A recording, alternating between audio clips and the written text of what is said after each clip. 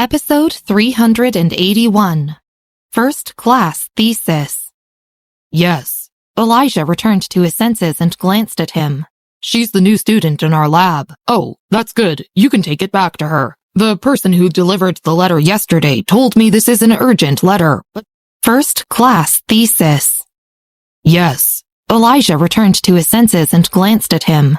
She's the new student in our lab. Oh, that's good. You can take it back to her. The person who delivered the letter yesterday told me this is an urgent letter, but no one came today. I wanted to send it to the third floor underground. He murmured while returning to watch the TV. Elijah took the envelope and returned to the laboratory. He had only been gone for 5 minutes. Putting the issues on the table that Mr. Rostron used, he looked around but didn't see Bessy. Where's the new student?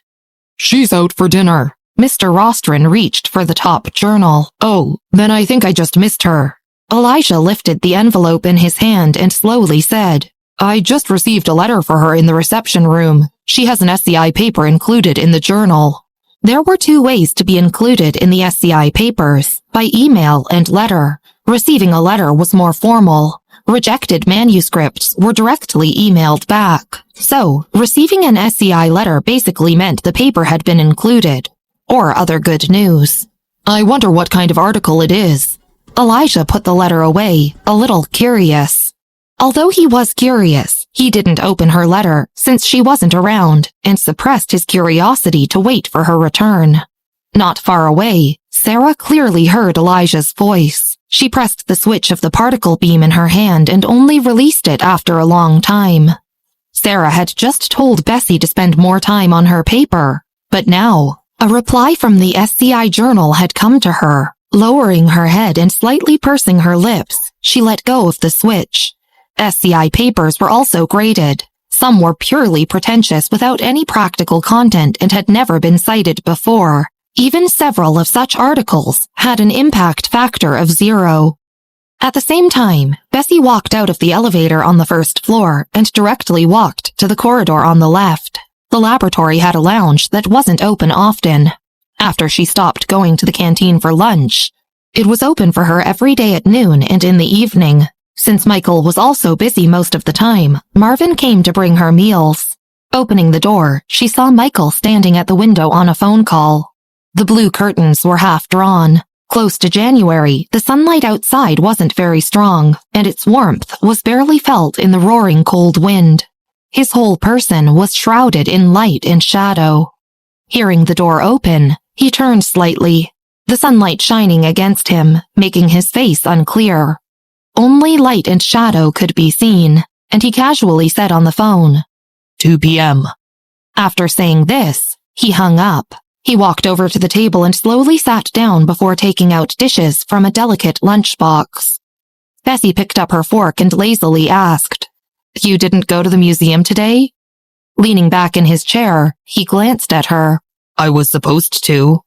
Taking a piece of spare ribs, Bessy asked, Supposed to? The old man in the museum didn't urge you to come? He did. Michael tilted his head at her and chuckled in a low voice. I was afraid my girlfriend would run away. At 12:30 p.m., she finished eating, and Michael put away her lunchboxes one by one. He took out a flask from the bottom and gave it to her. The chef asked me to bring you this. Bessy lowered her head and casually took it. After Michael put on his coat, the 2 of them left. Bessy had always eaten slowly and came out at this time to bump into Mr. Rostron and the others, who had just finished eating upstairs. Bessy? Elijah first saw Bessy and then turned his gaze to Michael. Michael had always looked imposing, with a tall figure and pronounced facial features. While casually holding the food containers, he remembered Bessy's unpleasantness at the laboratory in the beginning, but his good manners stopped him from saying anything. He just nodded at them indifferently and left after saying something to Bessy. The door was locked. When the guard looked up and saw that it was Michael, he immediately pressed the switch to open the door. The 3 other people were surprised. Bessy. Elijah looked away and didn't ask about who the man was. He guessed that he probably wasn't a simple man to be able to casually bring a lunchbox here.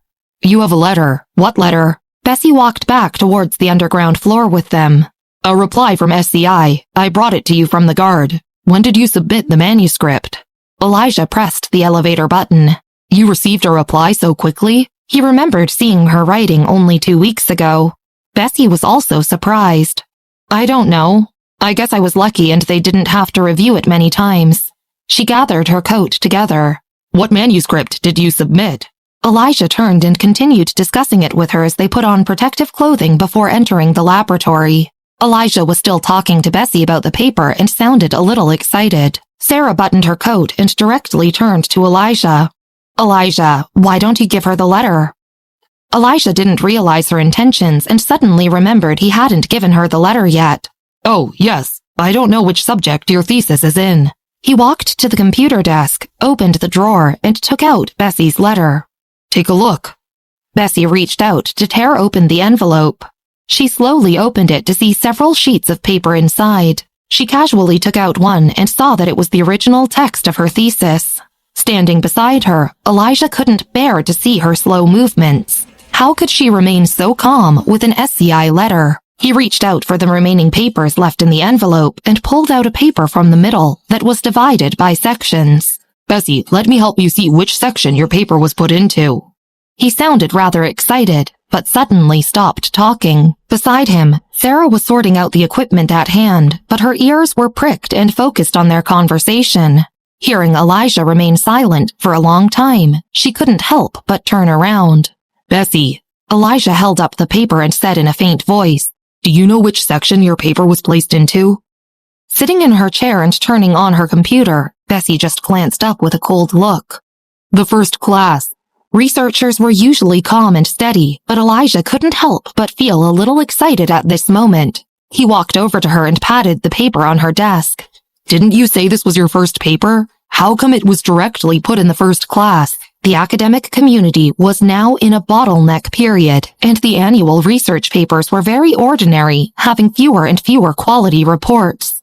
First-class papers were few and far between. Because she had won resources for the laboratory, Elijah already felt like she was definitely going to do well with her thesis. But he hadn't expected her paper to be placed in the first class. Not far away from them, Sarah's mind exploded in surprise. She no longer listened to what Elijah was saying. Not only had Bessy written a thesis, but it was even a first-class one. At the thought of how she had felt immeasurably self-satisfied after receiving Mr. Rostron's praises earlier, she pursed her lips and went directly into the inner lab with her experimental equipment. The laboratory was always quiet, and Elijah's volume was uncontrolled. In the innermost area, Mr. Rostron naturally heard their conversation. He hadn't been bothered after knowing that Bessy's paper was included in the journal. He had a column in several SCI journals, and many of his articles had an impact factor of 10. But upon hearing this, he was also stunned. A first-class thesis would reach at least an impact factor of 9. The topic of the paper was a pragmatic subject, which allowed the editorial department to promote using a big platform, so this paper must have provided some novelties. In the past, he would definitely have come out to take a look, but he didn't have time at the moment. His computer displayed a chat page. He had just sent a message. 52%? Are you sure? He reached out to push up his gold-rimmed glasses, his usually cold face showing rare emotions. The other people in the chat replied to him very quickly. I've sent you the contents of the experiments as well as the composition. This person seems to be in your country. I just found out the research results from Austria's Research Institute.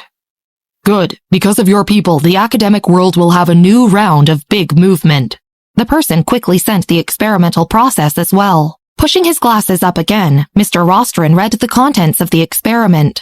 Most of them were in professional terms, but he read it very fluently and quickly saw the final experiment demonstration result. 52%. The conversion rate actually passed 50%. He looked through it again and suddenly raised his head. He printed this document and directly started trying the experiment with the reactor. Outside, Elijah sighed after reading Bessy's thesis and returned to his work. Bessy, let's finish writing the notes on the reactor research. The laboratory was divided into 2 parts. Elijah and Bessy were finalizing the research reflections, while Mr. Rostron was doing the 52% reactor energy efficiency experiment. At 10:30 p.m., Elijah passed the last copy of the database to her. Bessy, I remember you don't live in the dorms. He looked down at the time on his watch. It's 10:30 p.m. You should go back now. Turning off her computer and looking up at the ceiling of the laboratory, she showed an irritable expression while slinging her backpack over her shoulders. She turned and politely bid farewell to him. I'll finish up the research reflections and give it to you on Monday. They said goodbye. Instead of leaving directly, Elijah half sat on the table and watched through the glass window as Bessy left after changing her clothes. Her back view was thin and she seemed a little irritable.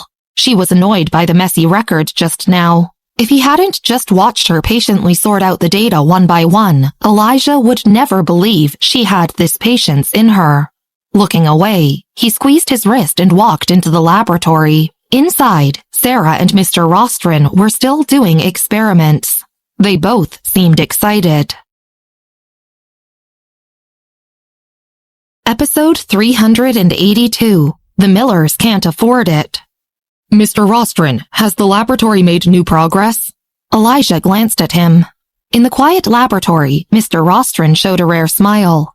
Yes, the person who wrote this research. I'll ask for his contact information. He walked to his table and took his phone. Sarah couldn't help but turn around to look at Elijah. Elijah, you were writing the research notes with Bessy all afternoon and night. You didn't even know that the academic world just released new data on reactor utilization with 52% energy efficiency. The compression space inside the equipment has been rectified. Elijah, it's a pity you missed Mr. Rostron's experiment this afternoon and evening. She sounded rather pleased with herself. After speaking, she just threw him a light glance. No one in the laboratory wanted to miss a new type of experimental research done by first-level researchers. However, Sarah didn't see the slightest hint of regret on his face. The more he listened, the more familiar it sounded to him. After processing more than 10 hours of data non-stop, his head was spinning, and he massaged his eyebrows. Sarah, can you show me the experiment? Sarah handed over a few pieces of paper. Elijah quickly glanced from top to bottom to verify his suspicions. Sarah hadn't come out of the inner lab that afternoon and, for some reason, hadn't told the two people outside that Mr. Rostron had new research in his hands. Mr. Rostron was also busy with the research and had forgotten about Bessy's thesis. Only Elijah had read her paper from beginning to end. After reading the paper handed to him by Sarah, Elijah's expression turned a little strange. He could finally understand why Sarah had always been so jealous of Bessy. This new student was too scary. Glancing at Mr. Rostron, who was on the phone, he couldn't help but say, Mr. Rostron, you don't need to call anyone. Mr. Rostron turned to look at him. Holding up the pieces of paper, he said, The content of this experiment is the paper that the new student submitted to the SCI journal. Beside him, Sarah's self-satisfied expression very slowly turned a little stiff. In the car, Bessy leaned back in the passenger's seat with her eyelashes drooping and slight dark eye circles under her eyes. There was an obvious irritableness between her eyebrows, but it had diminished by a lot now, and her drooping eyebrows were quiet. The lights outside were dim. The phone suddenly rang in the car. After only one ring, Michael directly hung up. It was Bessy's phone, and it was Samuel who just called. He thought for a while and stopped the car on the side of the road. He took out his own phone and got out of the car to call Samuel. What's the matter? Leaning against the car door and casually lighting a cigarette, he sounded both loose and perfunctory. Samuel paused. Didn't I call Bessy? Forget it. It's the same. Tell Bessy not to forget that we're meeting at 10 a.m. tomorrow. Meeting? Michael reached out to flick the soot from his cigarette. He glanced up at the street light across the road with a lazy expression. Yeah, my mom is dying to meet her.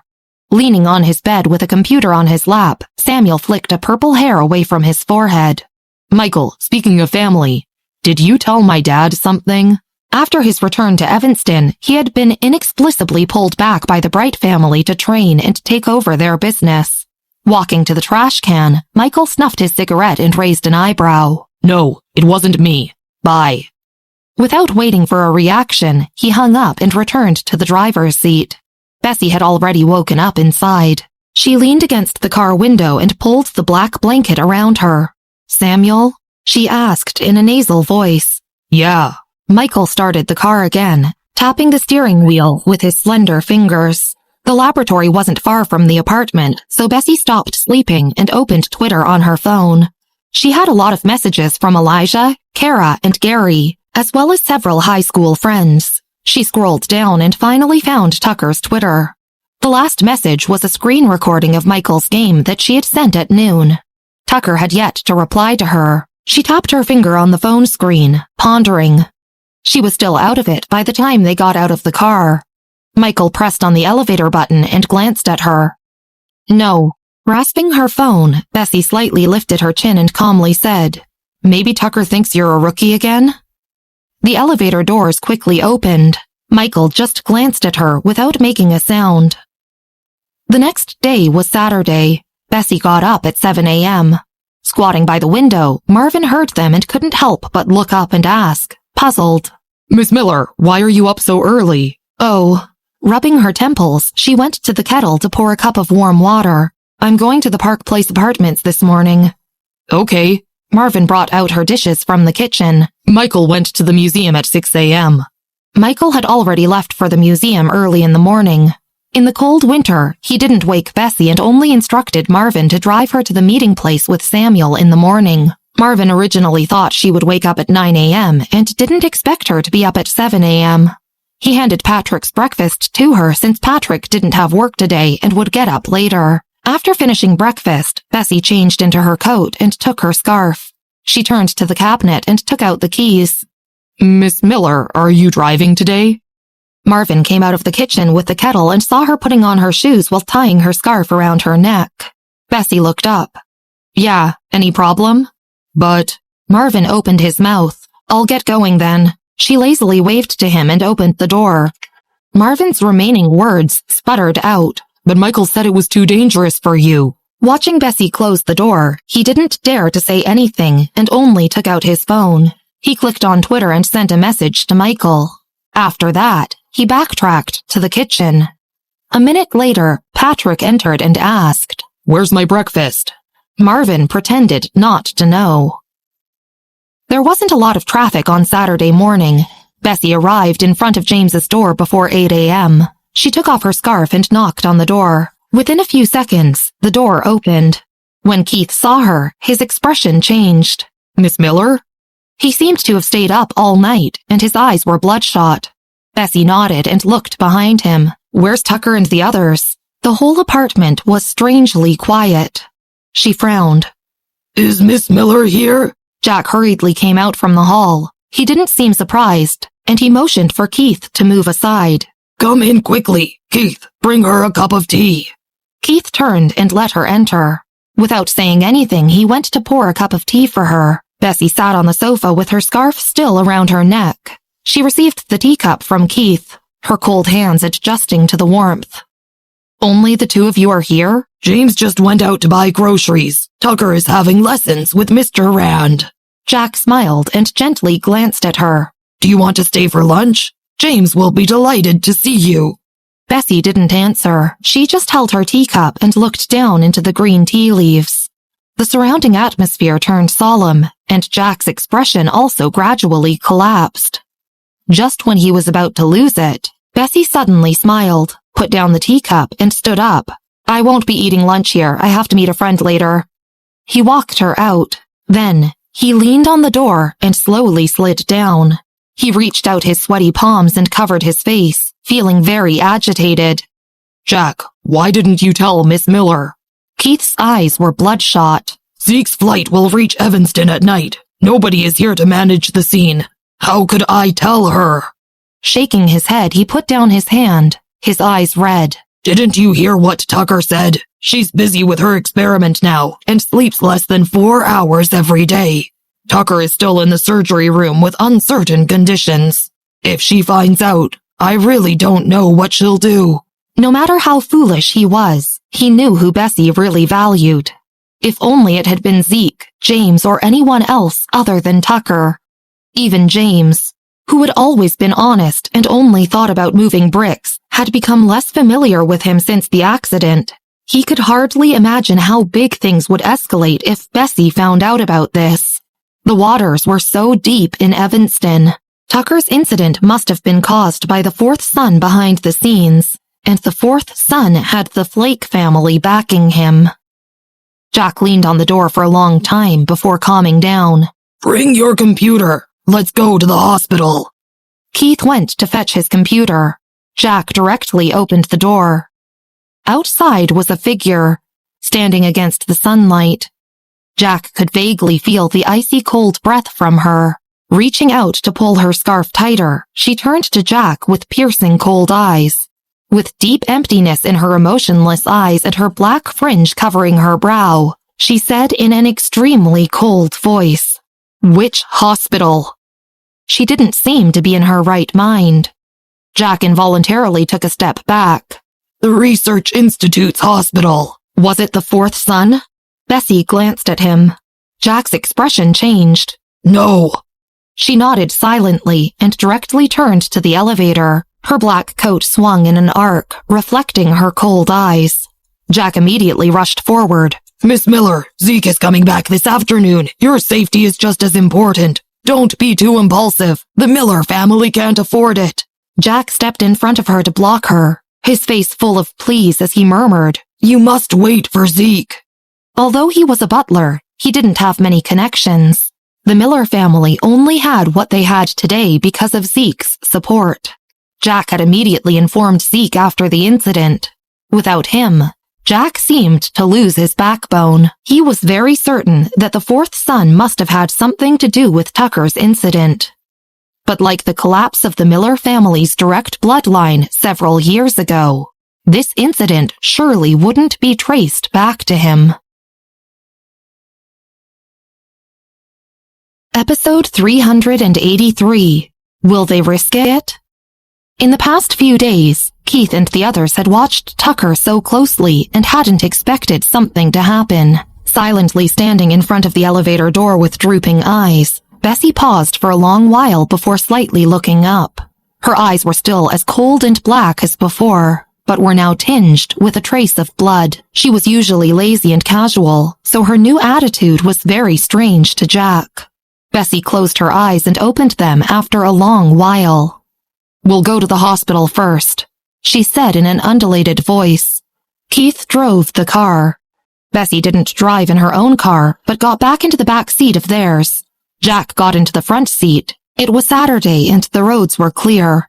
They arrived at the Research Institute's hospital 20 minutes later. The third floor belonged to the emergency operating room. James was standing outside the operating room, his simple and honest face now quiet, and his eyes reddish. He stared motionlessly at the operating room. Not far from the operating room stood a woman and a fat girl. The girl looked only about 9 years old. Her eyes were dark and bright, and she had a calmness unmatched by ordinary people. But her hands were tightly clenched at her sides. Male and female policemen were taking notes beside her. Jack had already explained the incident to Bessy. There was a car accident. The other driver had had a seizure and was in the hospital as well. Bessy went straight to the operating room without looking at anyone. Seeing her, James's eyes finally moved and he seemed to find some strength. Bessy, what's the situation now? Bessy's voice was calm and slightly lowered, but her suppressed tone was still very obvious in the quiet corridor. There was a critical emergency. James glanced at her. He was transferred here from Northwestern Memorial Hospital an hour ago. At the time of the crash, they were close to the Northwestern Memorial Hospital and had sent Tucker there. After the Northwestern Memorial Hospital issued a critical illness notification, they were advised to transfer him to this affiliate hospital. Nodding slightly, Bessy remained silent and stood beside James for a long while before easing her mind. She took her phone out and headed towards the end of the corridor. Miss Miller, what are you doing? Jack focused on her every movement and immediately asked when he saw her walking away. He was well aware of her temper. Without looking back, Bessy said in a cold voice, My friend is still waiting for me. I'm giving him a call. She only thought of her appointment with Samuel after arriving at the hospital. It wasn't 9 a.m. yet. Samuel's mother was changing clothes. After changing into a purple dress, she changed into a white cashmere coat and came out to ask Samuel what he thought. Samuel glanced at her and frowned. Mom, no need to change. Bessy has something urgent to attend to. What? Samuel's mother paused with her coat in her hands and threw it onto the sofa, her eyes slightly squinted. Shaking his head and losing his cynical smile, Samuel's voice became heavier. Her tone isn't right. I've only heard it once. That time, Bertha had passed away in Chicago. Getting up from the sofa, he called Michael with one hand and grabbed his coat. Mom, I'm going out. Samuel's mother originally wanted to go with him, but after seeing his solemn expression, she decided to stay at home. At the hospital, Bessy hung up and leaned against the wall for a while. Her hands tightened around her phone. After a long while, she took out her phone again, found a phone number, and called Michael. Not far away, the surgery door opened, and an assistant doctor in a blue surgical gown came out. He held a slip in his hands and talked to James in a solemn voice. Every operation has its own risks. Craniotomy and heart surgery have the highest risks. I can't promise you anything, but I'll try my best as a doctor. James's eyelashes fluttered. At this time, he wasn't in the right state of mind to understand what the doctor said. He looked at the success rate of the operation and didn't dare to sign the agreement. What are the possible complications of the operation? Craniotomy will have an impact on the patient's IQ, and they usually take 3 to 6 months to recover. The doctor spoke conscientiously. Jack remained silent and only lowered his head to look at the agreement. It said the success rate was 65%. He was stunned. Although he knew the risks of this operation and knew it wasn't a 100% success rate, he didn't expect a 35% risk. This is why Jack and James dared not sign. Doctors faced this situation often, and it wasn't surprising to see family members struggle to sign for a period of time. With a solemn face and trembling hands, James was about to sign on the paper when it was yanked away from him. He looked up to see Bessy. He finally leaned on the wall. Holding her phone in one hand and the agreement in the other, she looked down at the success rate written above. Jack and James both stared at her. Although they were afraid to sign, the agreement had to be signed eventually. The assistant doctor also looked towards her. This success rate is the highest in the city. Of course, there's a man with a higher success rate, almost 100%. But he's rather eccentric and only performs surgeries once a month. And he also likes to do those intractable diseases. Our director also has a 90% success rate, but... Who is it? James's eyes lit up with a glimmer of hope. Jack was also a little agitated. He knew who the doctor was talking about. The former neither sought fame nor fortune and only promised to do one operation a month. The operations by his hand seemed to be scheduled a year in advance. As for his authority, in the entire Evanston, aside from the White family, nobody could shake the Clark family's position. As for the director, to make an appointment with him, they had to schedule at least 3 months in advance. But Tucker's situation was an emergency. Even in the Miller family's heyday, this would have been an impossible feat. Jack pursed his lips and said in a weak voice, James, just sign. That person. It's impossible. No need to sign, Bessy said lightly after hanging up. The assistant doctor was stunned. What do you mean? Bessy remained silent and only stared behind them. Just then, the elevator reached the 3rd floor and the doors opened. A group of people came out in a wave. The person heading to the group was a man in a white coat. His head was flat, his hair was slightly white, and he looked cold. He also held a form in his hands. He glanced around the lobby and saw Bessy. He directly walked over to her. The assistant director and the nurses were shocked. Director? The director nodded at them and then turned to Bessy. Miss Miller, I'm Dr. Ambrose Clark, Warren's dad. Bessy nodded at him and remembered seeing him at the Clark family's house before. She handed the form to him. When will Michael arrive? Dr. Clark let the group of people behind him inside the operating room and handed Bessy the white coat in his hands. Putting on the white coat, her extremely pale eyes seemed to be the calm before the storm. 10 minutes. Dr. Clark nodded and led her to the operating room. I've found your brother's information. Don't worry, I'll show you his condition first. Michael had instructed him to do so. Bessy had yet to see his condition. Buttoning her coat, she turned and glanced at James emotionlessly. I'll go in and see his condition. Then she walked inside with Dr. Clark. The originally clean and quiet operating room suddenly became busy. A group of nurses and doctors came and went. Another 5 minutes later, a nurse came over and took off her mask. "Mr. Miller, don't worry, the kid is safe." James stood outside with Keith and the others, his mind still in a daze. The series of things that had happened had stunned them. They finally sighed in relief. Just now, was the person who went in with Miss Miller the director? Keith reacted and turned to Jack. Jack slightly regained his senses. He naturally had never met Dr. Clark and had heard the group of doctors and nurses address him as the director. "I think so," he replied, a little dazed. Listening to their conversation, James couldn't help but look over, and the corners of his mouth twitched. "This director can successfully perform the operation?" He only looked at Keith and Jack at this moment. Before they spoke, the nurse beside him took the form and said, "Sir, our director is a researcher at the Research Institute. If even he can't perform this operation, then you can't find a person who can in the entire capital. Besides, several brain surgery professors from the Research Institute are here." She couldn't help but glance at James and the others. She wondered who was inside the operating room that could shake the entire affiliated hospital. They weren't worthy to be affiliated with the Research Institute if the director couldn't even do the craniotomy. "Yes, Mr. Miller, don't worry." Keith glanced at James. James didn't know Dr. Clark or the 4 major research institutes. He didn't know what injuries Tucker had suffered to shock the entire hospital, such that people were delivering drugs from the Research Institute. After hearing what the nurse said, he nodded. His heart, which had been in his throat, finally relaxed a little. The nurse had been dispatched by Dr. Clark to report Tucker's safety to James and the others. After saying her piece, she put on her mask and hurried back into the operating room. 10 minutes later, the elevator door opened again with a ding. 3 people came out. The leading figure was slender and tall, with his eyebrows drooping. He held a document in one hand and a sterile mask in the other, and walked forward quickly. His long strides were very imposing and created wind as he went past. He also wore a white surgical gown that didn't move when he walked.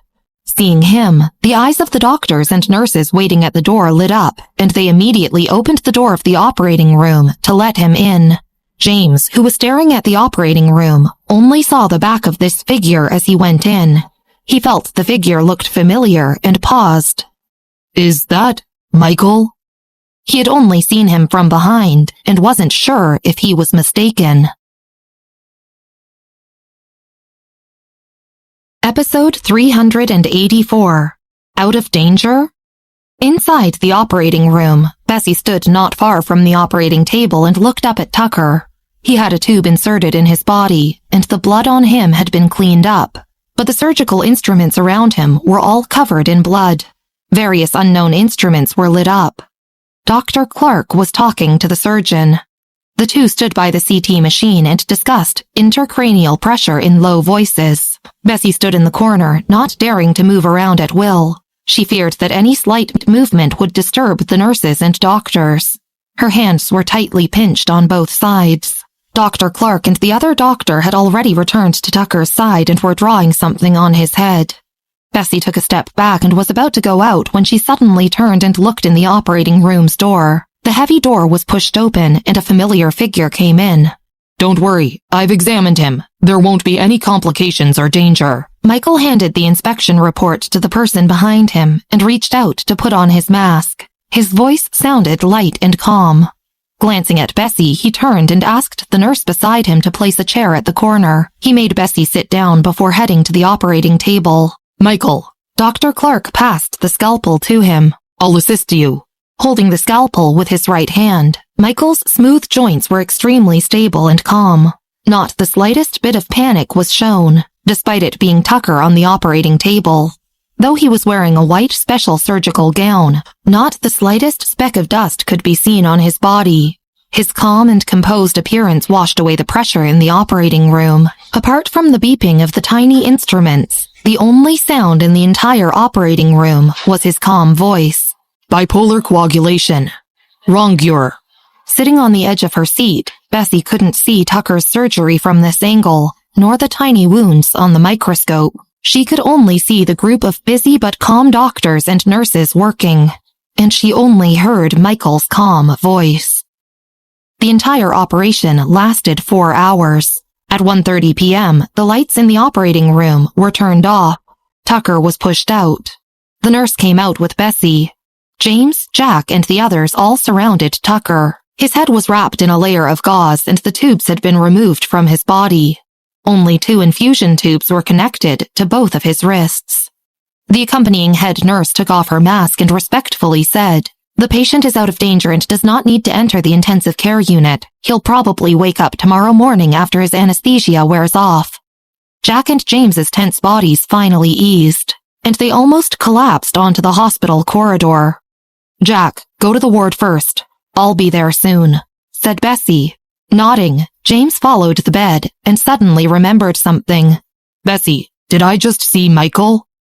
Yes, Bessy had nothing much to say now. She nodded towards him and walked back to the operating room. A group of assistant nurses pushed Tucker to the elevator and returned him to the ward. The 2 policemen had never seen a scene like this. They knew this accident involved the rich and powerful, who couldn't be provoked. After recording the fat little girl's testimony, they followed Jack and the others to the ward. Seeing how emotionally stable they were, they followed the regular procedures. "We have to record some testimony from the patient after he wakes up. The preliminary verdict we have set is an accident." "An accident?" James turned and walked over to them. He put away his thoughts and coldly glanced at the policemen. "They didn't hit him the first time and tried a second time. That counts as an accident? The driver had a sudden epileptic seizure. We have checked the on-site surveillance, but it was broken," the police explained. James was about to say something when Jack stopped him and whispered, "The Flake family must be involved in this. We'll wait for Zeke. Let's not act impulsively." James's hands trembled a little. For the first time, he realized the importance of authority in Evanston. The policemen glanced at them. "We'll find more witnesses. No, we'll take over this case," said a voice from behind. The voice from behind was slightly dull. James and Jack both turned towards it. The person speaking seemed a little arrogant and was wearing a white shirt with a red striped tie hanging loosely around his neck. His earrings reflected a cold light on the corridor. His voice was unhurried and brought a biting chill. 3 people followed him.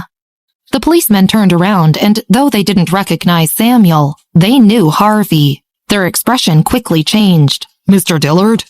Nodding slightly, Harvey reached out. "Give me the record and go back to tell your director that we've taken over." The policeman quickly handed the records to him. "If there's no other instruction, we'll take our leave." Harvey nodded and flipped through the record. The policeman hurriedly left. Inside the elevator, the trainee policeman asked, "Who were those people just now?" "Don't you know Evanston's criminal investigation team?" the other policeman said. The trainee policeman was stunned. "The team that cooperates with 129 with a 100% success rate?" That was the section that all criminal investigators wanted to enter the most. But to join that team required extensive qualifications. "How come they took over this small case?" the trainee policeman asked as the elevator reached downstairs.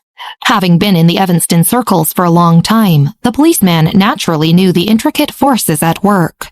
He shook his head and lowered his voice. "The surveillance cameras at the intersection were coincidentally broken after the car accident. I'm afraid this is a gamble by a certain family." The trainee policeman was stunned. "But isn't the driver epileptic?" "You're still young. Just watch and learn. I wonder if the person who did it ever imagined that the child's family could even invite Harvey over." The policeman's voice was very excited. "I think the fight between the gods will come to a closure soon." They continued talking as they left. In the ward, Samuel leaned on the doorframe and didn't dare to go in. Inside the ward, Tucker had infusion tubes in both hands. Samuel turned around blankly. "Harvey, find out who is behind this." He regarded Bessy as his younger sister and so naturally thought of Tucker as his younger brother. Harvey nodded. Samuel had specially invited him from the team and introduced him to Bessy's younger brother. "Don't worry about that." Samuel turned to James. "Mr. Miller." I know, you're Samuel Bright. Tucker has talked about you. He even has a picture of you on his phone. James pursed his lips. You can rest assured about Tucker. Samuel didn't say much at this moment. After visiting Bessy, Harvey and I will head directly to the scene. He left with Harvey. They waited for the elevator. Samuel, is the scene still intact? Harvey was still reading the record. Samuel nodded and solemnly said, I ordered people to close the road at the scene at 9 a.m. Marvin has also sealed that section. He had sealed the road after calling Michael and then immediately went to find Marvin. You sealed off another road section? Despite this situation, Harvey couldn't help but twitch his lips. Can't you guys keep a low profile? Just seal off an intersection. Jack remained silent from beginning to end and only listened to Samuel's conversation with James. After they left, he couldn't help but turn to James. James, those people just now. James opened the door to Tucker's ward and went in, looking much calmer than the others. Those are Bessy's friends. Jack and Keith exchanged glances after he went in. Samuel didn't show up much in Evanston, but he was still connected to the Clark family. Jack had heard of his name before and immediately recognized that he was part of the Bright family. In addition to their growing reputation in Evanston in the past year, he had heard of their power in other aspects as well. Bessy's friends. The two couldn't say a word. Upstairs, Dr. Clark and Michael were discussing the follow-up treatment and medication in a meeting room. Bessy was sitting at the corner. Poor recovery from the craniotomy would have a great impact on the follow-up tests. Michael was very cautious about this and screened the drugs one by one. Tucker was young and couldn't take the drugs with too many hormones. The medicines from the Research Institute work well, but most of them contain hormones. Dr. Clark crossed out another medicine with a black pen. I've already contacted the Research Institute. Currently, only Mr. Brown is researching medicines, but he has retreated. He frowned. Michael tapped his finger on his phone and directly glanced at Bessy not far away. Without speaking, Bessy took out her phone and directly called Daniel before handing the phone to Michael. Daniel was immersed in experiments and only answered the call because it was Bessy. What's the matter? He was observing a colony under the microscope. His smile faded when he saw Michael's face. Michael? Michael put down the pen and said in a calm voice, Do you have experimental drugs? No. Daniel started to say. Before he finished speaking, Michael directly cut him off. Tucker needs it. Bessy's brother. Daniel's expression changed. He knew that Bessy would have only called him for a good reason, but he didn't expect it to be for her younger brother. Since they needed experimental medicine, he put down the microscope, walked over and picked up the camera, showing his frowning, handsome face. What's the situation? I can directly send some over. By the way, it has been a year. The old man definitely has some stock. Do I need to go back to Austria? While talking, he opened the laboratory door. He seemed to be walking outside. I just performed a craniotomy on him and need to observe the follow-up recovery. Michael thought for a while. You don't need to go back to Austria. I'll call our teacher tonight. Okay. Daniel came out of the gates and walked to the underground garage. Is Bessy okay? Michael only glanced at Bessy and said, Bring the drugs over first. They hung up. Episode 385. Unsolved Mystery. Michael put down his pen and handed the records to Dr. Clark. Daniel will come over later. Give this to him. While talking, he unbuttoned his special white coat and took it off. He placed it on the conference table and glanced at Bessy with darkened eyes. Samuel and the others have gone to the scene. Let's go. No matter how precisely a car accident was planned, traces would always be left behind. The group of doctors sitting at the conference table finally relaxed after they left.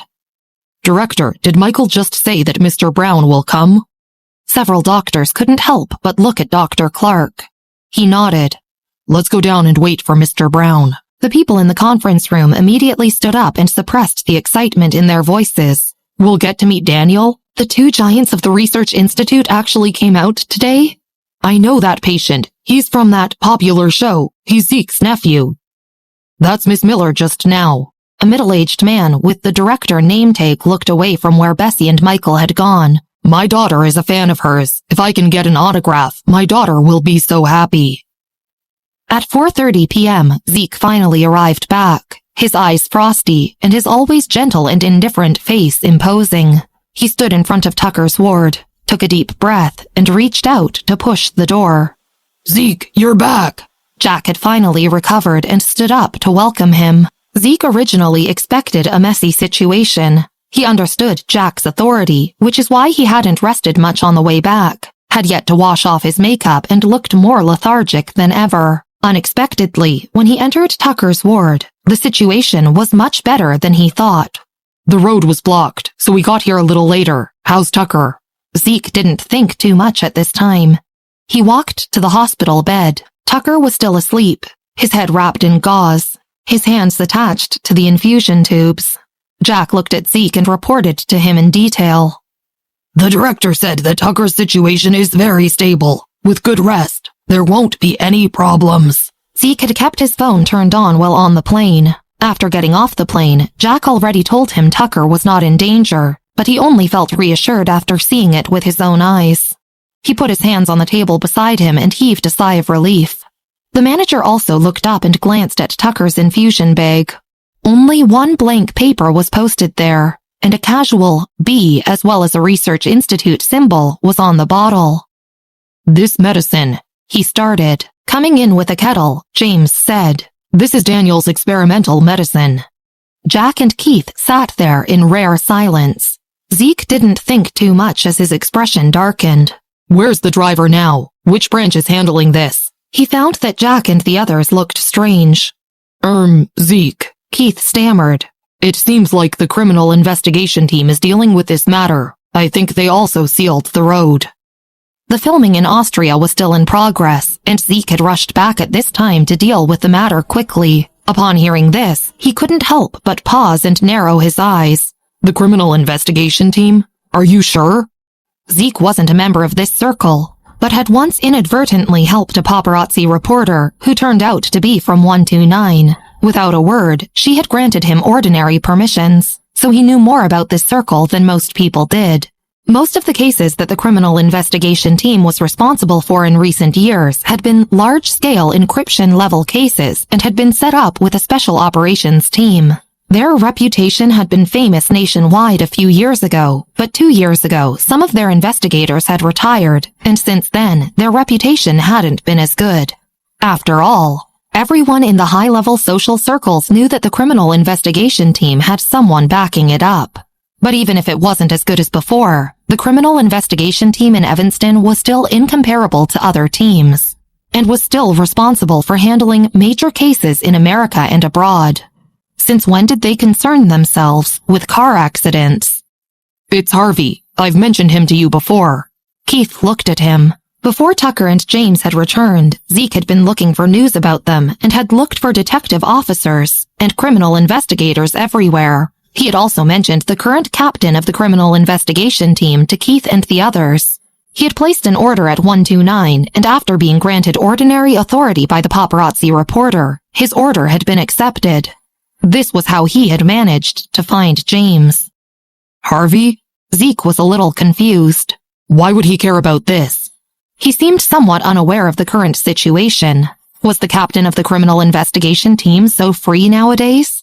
Keith remained silent and looked at James. Abnormally quiet ever since yesterday, James noticed his stare and poured a glass of water for Zeke. He explained in a low voice. He seems to be Bessy's friend. Bessy told me it's okay, and that you should return to filming.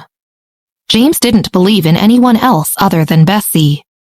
Bessy's friend? Zeke looked at James's silent but ignorant expression and couldn't help but rub his temples. While Tucker was still sleeping, Zeke glanced at Keith and Jack and motioned for them to follow him out of the room. The manager glanced at Tucker and also followed them out. The four stood in the corridor. Before they could speak, a team of doctors and nurses rushed over from the end of the corridor. One of them was holding a notebook and directly walked to Tucker's ward. Zeke stood aside and clearly saw that, except for the two nurses, all the doctors had shiny researcher tags hanging on their chests. Zeke felt a little confused by all this. Jack and Keith were obviously calm.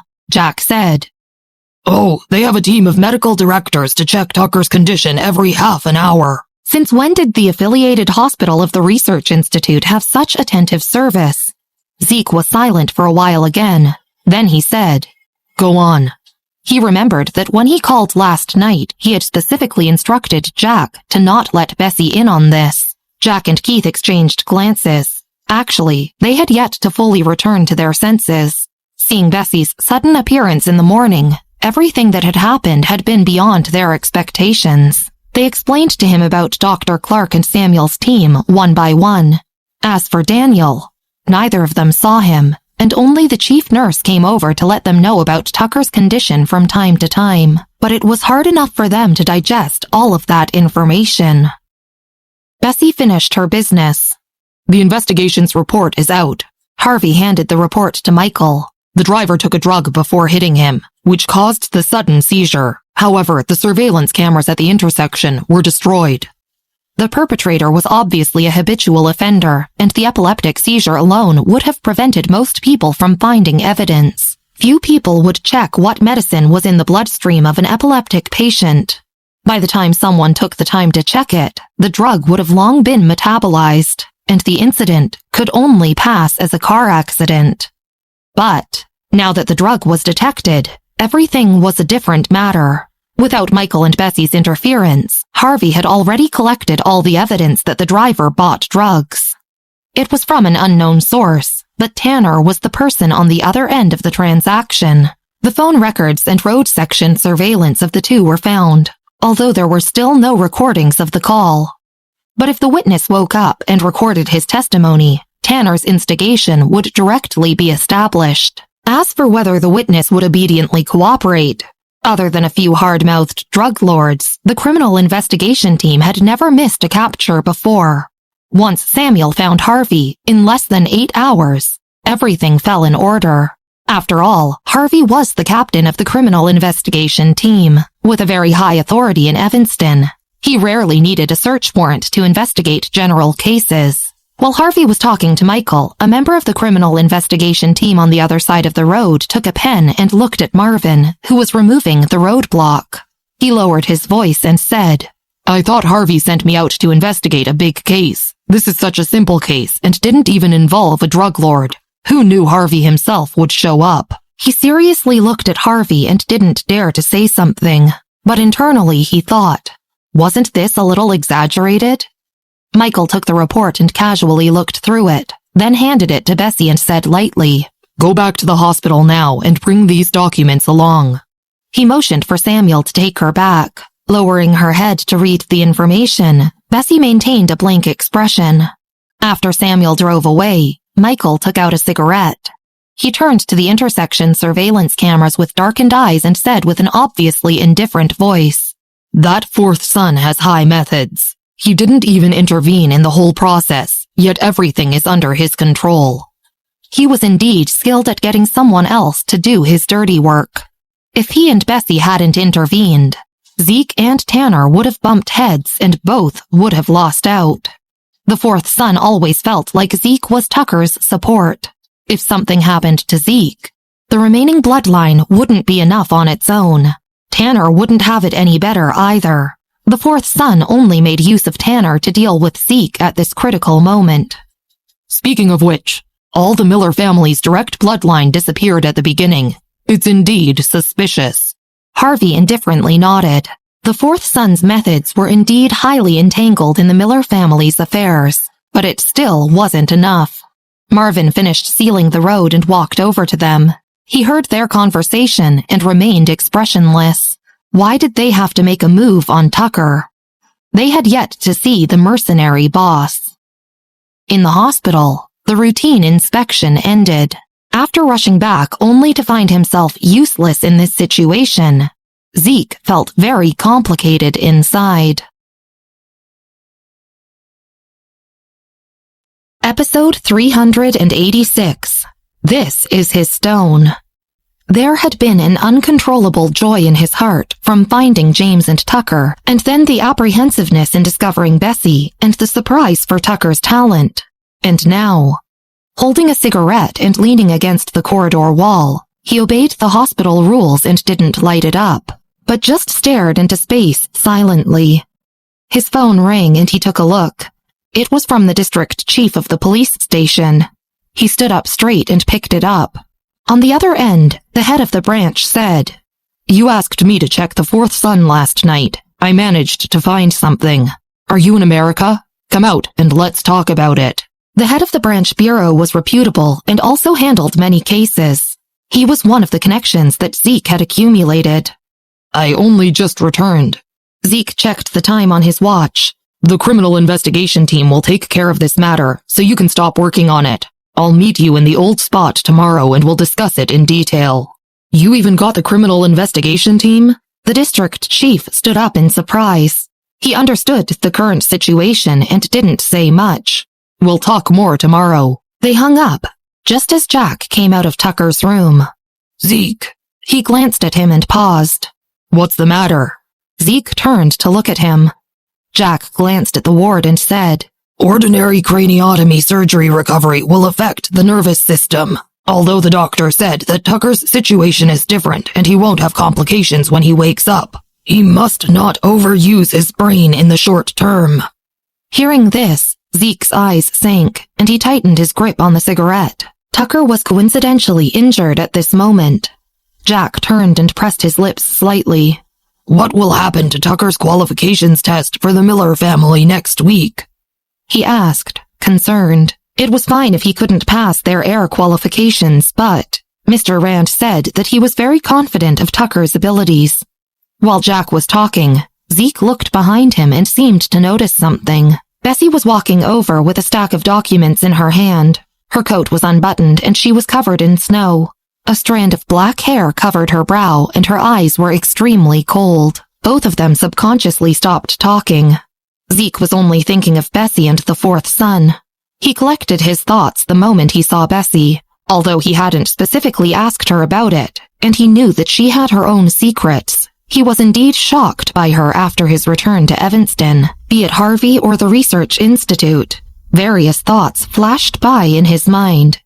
Bessy didn't think as much and was anxious to see Tucker, since she hadn't seen his current condition yet. She passed the information from Harvey to Zeke and rubbed her eyebrows. "This is the case from Harvey." Putting away the unlit cigarette, Zeke took the document. He wanted to say something, but couldn't find the words. He just silently looked down at the information. After talking to them, she went inside to see Tucker without asking what they were discussing. Jack glanced at the closed door and looked up. "They found these so quickly. They only went out to investigate at noon, and it has been less than 4 hours. The criminal investigation team isn't just for display." Zeke turned over the information and quickly saw Tanner, the key figure. His eyes turned chilly. "Tanner's methods of covering his tracks are fundamentally nothing against Harvey's skills." He wasn't in the least bit surprised. Jack nodded and stayed beside him to read the information. "It turned out to be Tanner. They discovered it so clearly." Even though the timing was unbelievable, Jack still had an unspeakable feeling in his heart. He had heard Zeke mention a few things about the criminal investigation team previously, but only rumors. Only now did he realize that their reputation was indeed well-deserved. In such a short period of time, he was afraid other investigators wouldn't even have discovered Tanner's involvement. Harvey not only found Tanner, but also listed all the evidence. Zeke remained speechless after reading the information and just opened the door to go in. Inside the ward, Bessy was standing by Tucker's bedside, looking at his chart. The manager was sitting on the sofa, half squinting. He hadn't slept all day and night and was now very drowsy. James stood beside her. He was talking to her. "That Harvey. Bessy, how do you know them? How did you ask them to help you?" James's expression was solemn, and he spoke with a lowered voice. He had heard about Daniel from Tucker and knew it was the person he had met at the hospital last time. But the others, no matter how stupid he was, he knew they weren't ordinary people, especially Harvey, who had an imposing aura, unlike the ordinary criminal investigation team members. He was a little worried. Upon hearing his question, all the other people in the room pricked their ears, especially the half-asleep manager. Flipping through the records and checking that Tucker's vital signs were all normal, she returned the case and said casually, "They're not my friends." Harvey and Marvin were Michael's men, so it was accurate for her to say that. James nodded. He felt like he could understand her explanation and was slightly relieved. "They're Michael's friends?" Bessy just nodded and suddenly looked outside the door. The others couldn't understand her movement and only watched as she suddenly walked over to yank the door open. Standing outside the door was a fat girl about 9 years old. Seeing the door open, she raised her head and pursed her lips. Her eyes were dark and clear, and her blue and white plaid down jacket was dusty and bloody. "This is his stone." She reached out and pressed the stone in her hand into Bessy's palm. Then she turned and walked towards the end of the corridor without saying a word. Bessy raised an eyebrow. At the end of the corridor, Daniel slowly walked to the room, passing by the girl. He glanced at her and then continued walking over to Bessy. "Isn't that the stone I gave to Tucker?" Yes, Tucker must have dropped it during the car accident. She must have found it. Bessy withdrew her gaze from the little girl. Nodding, Daniel turned to look at the little girl's back and frowned. "There must be a problem with that little girl's medicine." They exchanged a few words before Daniel entered the ward with Bessy. He wore a white sweater, beige slacks, and looked extremely young and handsome. He also held a white plastic bag in his hands. After entering the ward, he greeted Zeke and James one by one and introduced himself to them. Hearing that he was Mr. Brown, they quickly stood up and thanked him. Daniel didn't dare to bow to him and directly avoided it. "I didn't do anything. This time, the chief doctor is my professor. It has nothing to do with me." While talking, he walked to the instrument next to Tucker's bed and checked the data before putting down the bag onto the low white table. "Bessy, these experimental drugs have their usages written on top. Wait for Tucker to wake up before getting him to take them after every 3 meals. Jack, standing to the side, noted his words very seriously. After Daniel checked Tucker's data and was ready to return to the research institute, Zeke and the others walked him to the elevator. The directors, a group of doctors, and the head director also came by in the afternoon. Zeke was also shocked at first, but now he slowly calmed down and walked to the ward after sending Daniel off. These people valued Bessy. However, no matter how polite they were, Zeke and the others didn't dare to neglect them in the slightest bit. "Zeke, I heard the nurse say that Mr. Brown is from Austria's medical organization." Jack lowered his voice. They ran in different circles, so Zeke's manager had never heard of Daniel. Hearing this, he looked up and asked in a surprised tone, "Austria's medical organization?" He didn't know what kind of organization that was, but as long as it was a force that could gain a foothold in Austria, it mustn't be simple. For example, the Austria Association. With just a license plate number, they could freely enter and exit Austria and wouldn't be targeted by troublesome people. The manager had gotten the most direct experience from his 2 trips to Austria. Glancing at the manager, Jack nodded stiffly. "Yes, after he returned to America, he stayed in the Evanston Research Institute." They felt like they had overcome a calamity after hearing the doctors say that Tucker was all right. Jack relaxed and talked about other things. The manager asked, "Did your niece go to Austria before?" He had regretted Bessy's failure to go to the Austria Association after seeing Henson had gone instead.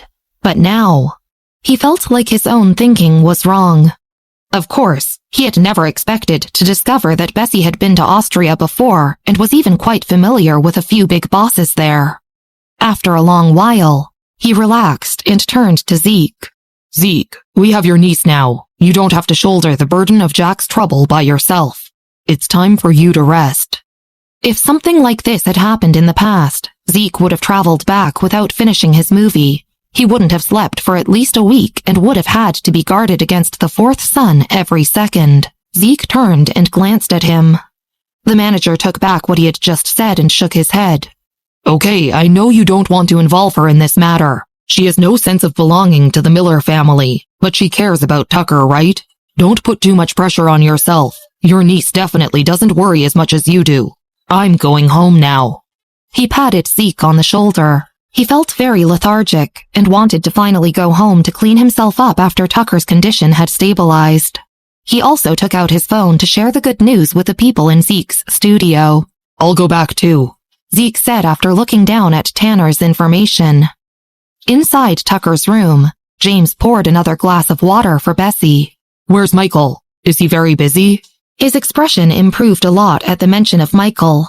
He took out his phone to call Michael. Michael probably hasn't taken a break yet, right?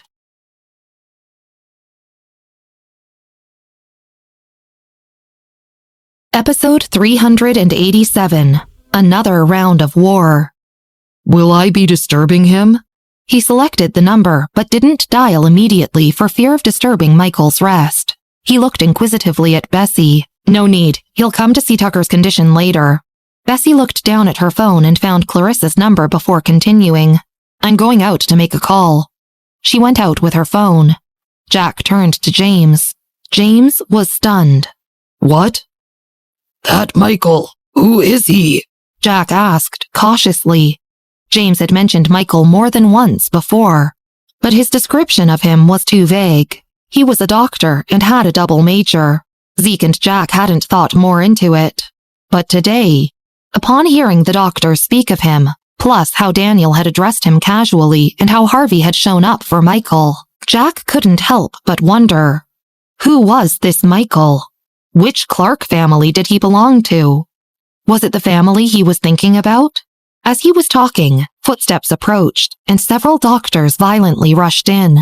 The man leading them was young, tall, and slender. Instead of a white coat, he wore a loosely draped black coat and was looking down at the CT scan handed to him by Dr. Clark. His eyebrows were focused earnestly, and he walked over in an orderly way. The soft lighting in the ward shone against his recognizable face. Jack stood by the sofa, feeling like he had been nailed in place. James was very familiar with Michael. He directly stepped forward. Michael, thanks to you today. Putting down the CT scan, Michael looked at James and calmly said, No problem. They walked to the hospital bed. Behind him, those who had originally followed Michael and Dr. Clark stopped in place, petrified. Everyone present knew Michael, particularly people like Dr. Clark, who couldn't be more familiar with the Clark family's crown prince, the favored son of Joshua. In Evanston's top circles, most people had to address him as Mr. Clark. From the Clark family itself to the 4 major families, not many people could call him Michael. James was the only one who dared to call him that so naturally. The group of doctors behind Michael froze for several seconds before withdrawing their shocked gazes. They became more cautious towards James. James remembered Jack, turned, and introduced them.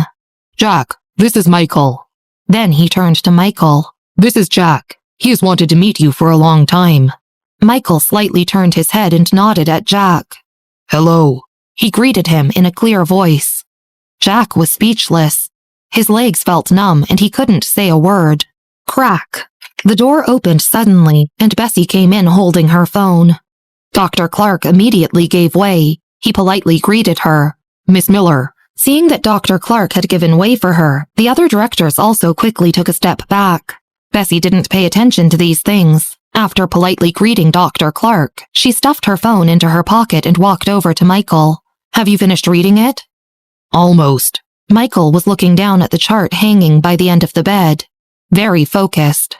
Dr. Clark had reported most of it to him. But he still felt uneasy and meticulously checked it again. Bessy stood waiting for him to finish reading. James was about to say something to him, but Bessy glanced at him.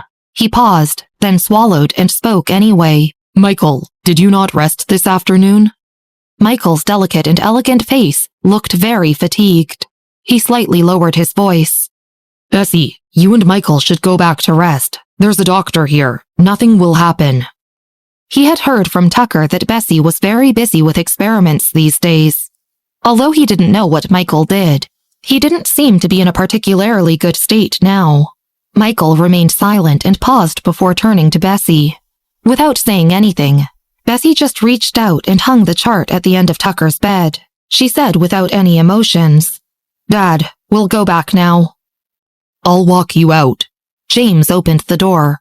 Wait. Michael grabbed her wrist and didn't immediately leave. He gave a few instructions to the other doctors before leaving.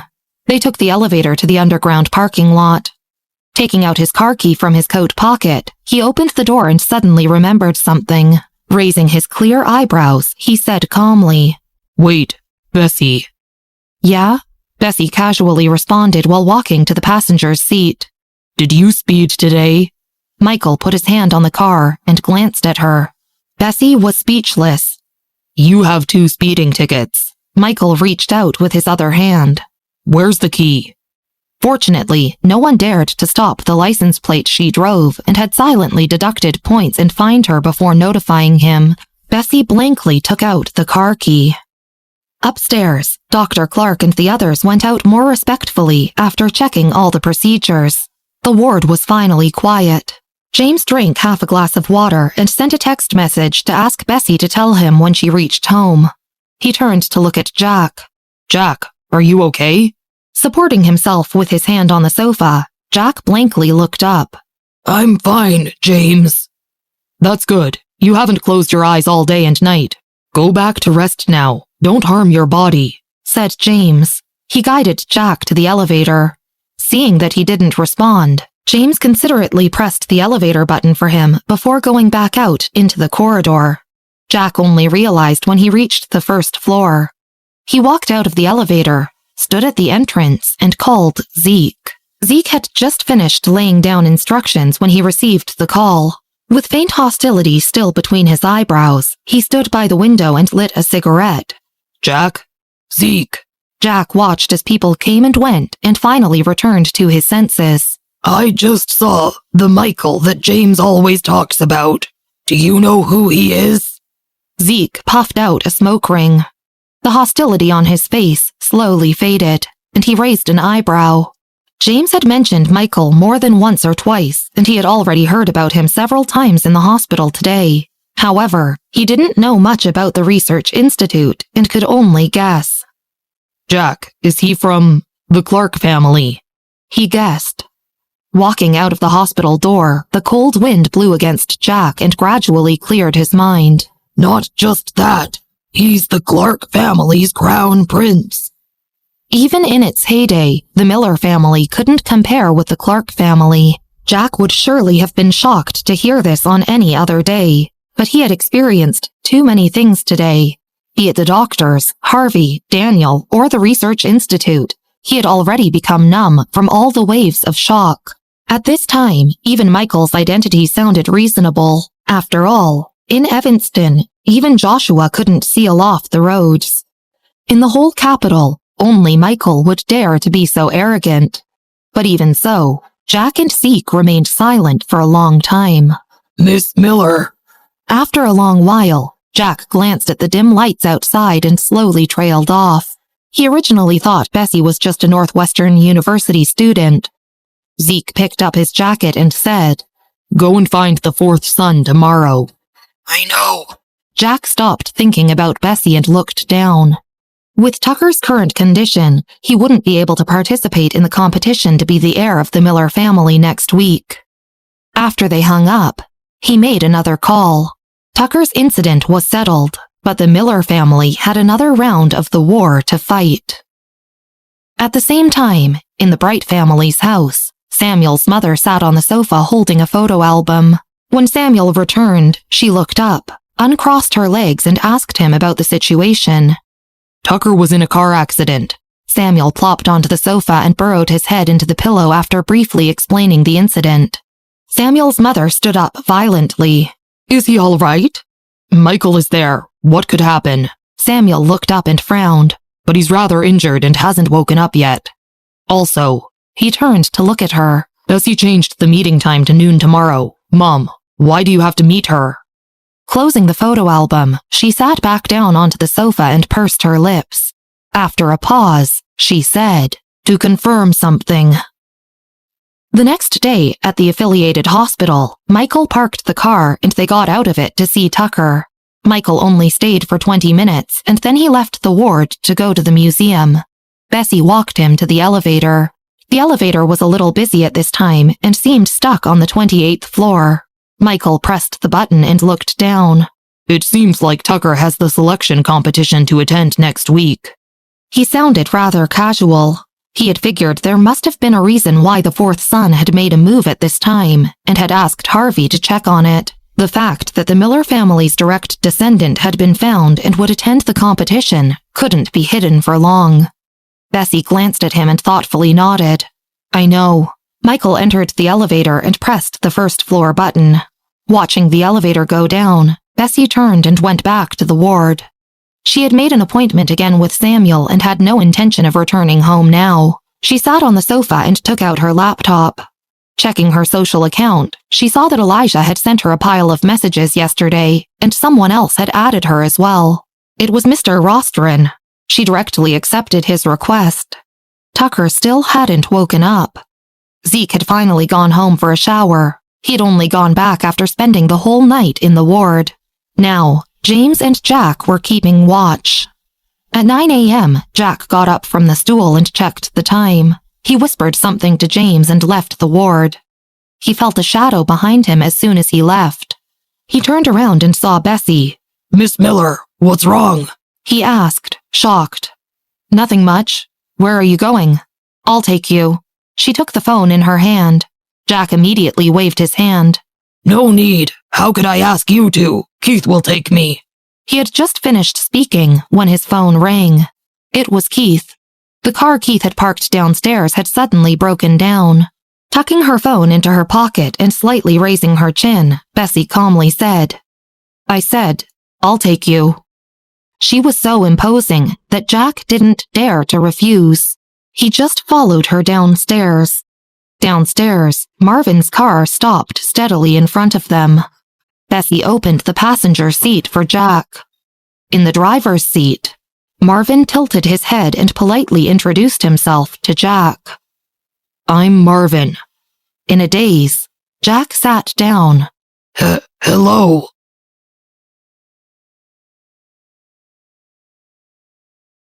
Episode 388. Can Miss Miller program? At the Miller family's headquarters, the fourth son stood at the desk, holding a fountain pen and practicing calligraphy. His subordinate respectfully knocked 3 times on the door. Without looking up, the fourth son calmly wrote the word, Miller. He seemed to be in a good mood and wrote very elegantly, Zeke has made a move. Tanner was caught yesterday and brought to the police station for questioning. The subordinate said solemnly. Although he expected Zeke to make a move, he didn't expect it to be so fast. He paused and made a smear on the word Miller. Putting aside his pen, he narrowed his sharp eyes. Caught? No matter how inept Tanner is, he wouldn't show his tracks so easily. He lowered his eyes. Zeke definitely wouldn't let Tanner go, but that didn't mean he should have been able to find him so quickly. Where on earth did he go wrong? He pursed his lips. Or was it that Zeke's current power had expanded a lot? If it was the latter. As he was thinking, the phone on his desk rang. It was his secretary. Chairman Miller, Jack is here with the shareholders. Smiling, he hung up, reached out to adjust his coat, and smirked. It didn't matter how much Zeke's power had expanded, because his goal had been achieved. Taking a piece of tissue, he wiped away the ink that accidentally stained his finger. He left for the meeting room. Inside the meeting room, the Miller family's shareholders and Jack had all arrived. Glancing across the table, the fourth son settled his gaze on Bessy and said affectionately, My niece is also here. Bessy sat beside Jack and looked down at her phone, ignoring him. Her lowered eyebrows were covered with frost. On the way here, she had gotten a clear understanding of the situation. Coupled with Jack and the others' fear of the fourth son, Tucker's incident had to be connected to him. Jack stood up and scanned the entire conference room. I called everyone here today to discuss the delay of the heir selection. He bowed slightly. Tucker has been in a car accident, and it is not convenient for him to participate in the selection now. We have discussed it with the doctor, and we would have to wait 3 months for his recovery. As soon as he spoke, the quiet conference room was filled with hushed discussion. Most of the shareholders didn't speak and only glanced at the fourth son. Sitting at the front, he calmly picked up his teacup, blew the tea to cool it, and then looked up with a lukewarm expression. That's unfortunate. Just as we're selecting heirs, my little nephew got injured. Are you guys deliberately delaying the time? In the recovery period of 3 months, who knows if you'll privately find someone to crack our selection procedure." As soon as his words fell, the major shareholders nodded. "I've already vacated my schedule for Friday." The Miller family's headquarters had been bought over by the fourth son, and with the top leader's priority being their interests, they supported him because it was profitable. It didn't matter who the patriarch of the Miller family was as long as it was beneficial for them. Obviously, most of them supported the fourth son. "How could it be deliberate? Tucker is now in the affiliated hospital. You can go and see it for yourselves. He can't participate in the selection in this state at all." Jack's chest puffed out and he widened his eyes in anger. He didn't believe that the fourth son wasn't involved in Tucker's car accident. He had come today to fight for more time. "Well, that's your problem." The fourth son took a sip of tea and gently smiled at him. "Jack, doing business is like being on the battlefield. If such trivial matters can't be solved, how are you going to lead the shareholders?" Sitting next to Jack, Bessy finally raised her eyes upon hearing this. She put away her phone and looked up at the people in the conference room.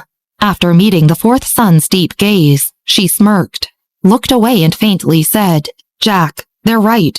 If they say so, then we'll do it next week." After speaking, she stood up and left with her phone. The fourth son was first taken aback before chuckling. "Sure enough, my niece knows how current affairs work." Jack stood up with his hands on the table.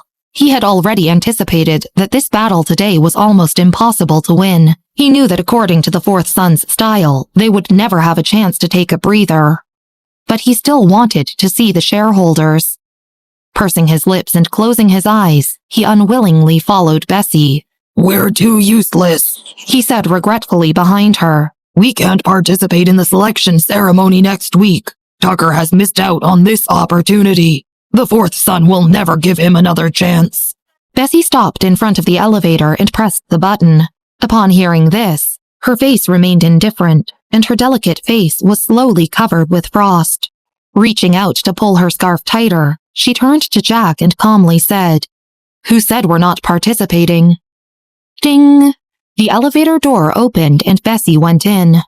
Jack followed her in, and through the gap between the closing elevator doors, he saw the fourth son and the others coming out of the conference room. Only after the door fully closed did he finally look away and shake his head. "No, Tucker can't participate. He has to rest for a few months," he said, dejected. A craniotomy had a great impact on the nervous system. Even if the medicine from the research institute strongly aided his recovery, he wouldn't let Tucker take the risk. Her voice still calm and her eyes deep, Bessy said, "I didn't say he would." On Saturday, not many people were in the company, so the elevator quickly reached the first floor. Jack widened his eyes in astonishment. Following her out, he saw Marvin's car parked across the road. "But if not Tucker, then who?" Upon hearing this, Bessy chuckled in a low voice, but her dark eyes weren't warm at all. She stuck her hands in her pocket, stopped by the car and said coldly to Jack, "Me." Immediately after, she opened the car door and got into the back seat. But Jack was still standing rooted to the spot, his expression stiff and his mind in a daze. Marvin waited for 10 seconds before calling him. "Jack?" "Huh?" He reacted and got into the passenger seat, feeling dazed. After another 3 minutes, he finally returned to his senses and looked at Bessy in the rearview mirror. She was lazily leaning against the car door, holding a printed document in her hands, with her eyelashes drooping as she read the content with unclear emotions. She was very complicated. He didn't find her easy to provoke at all. Jack didn't dare to ask, but he couldn't help but wonder what she meant. Was she saying that she would participate in Tucker's place? In fact, the main point was, could she?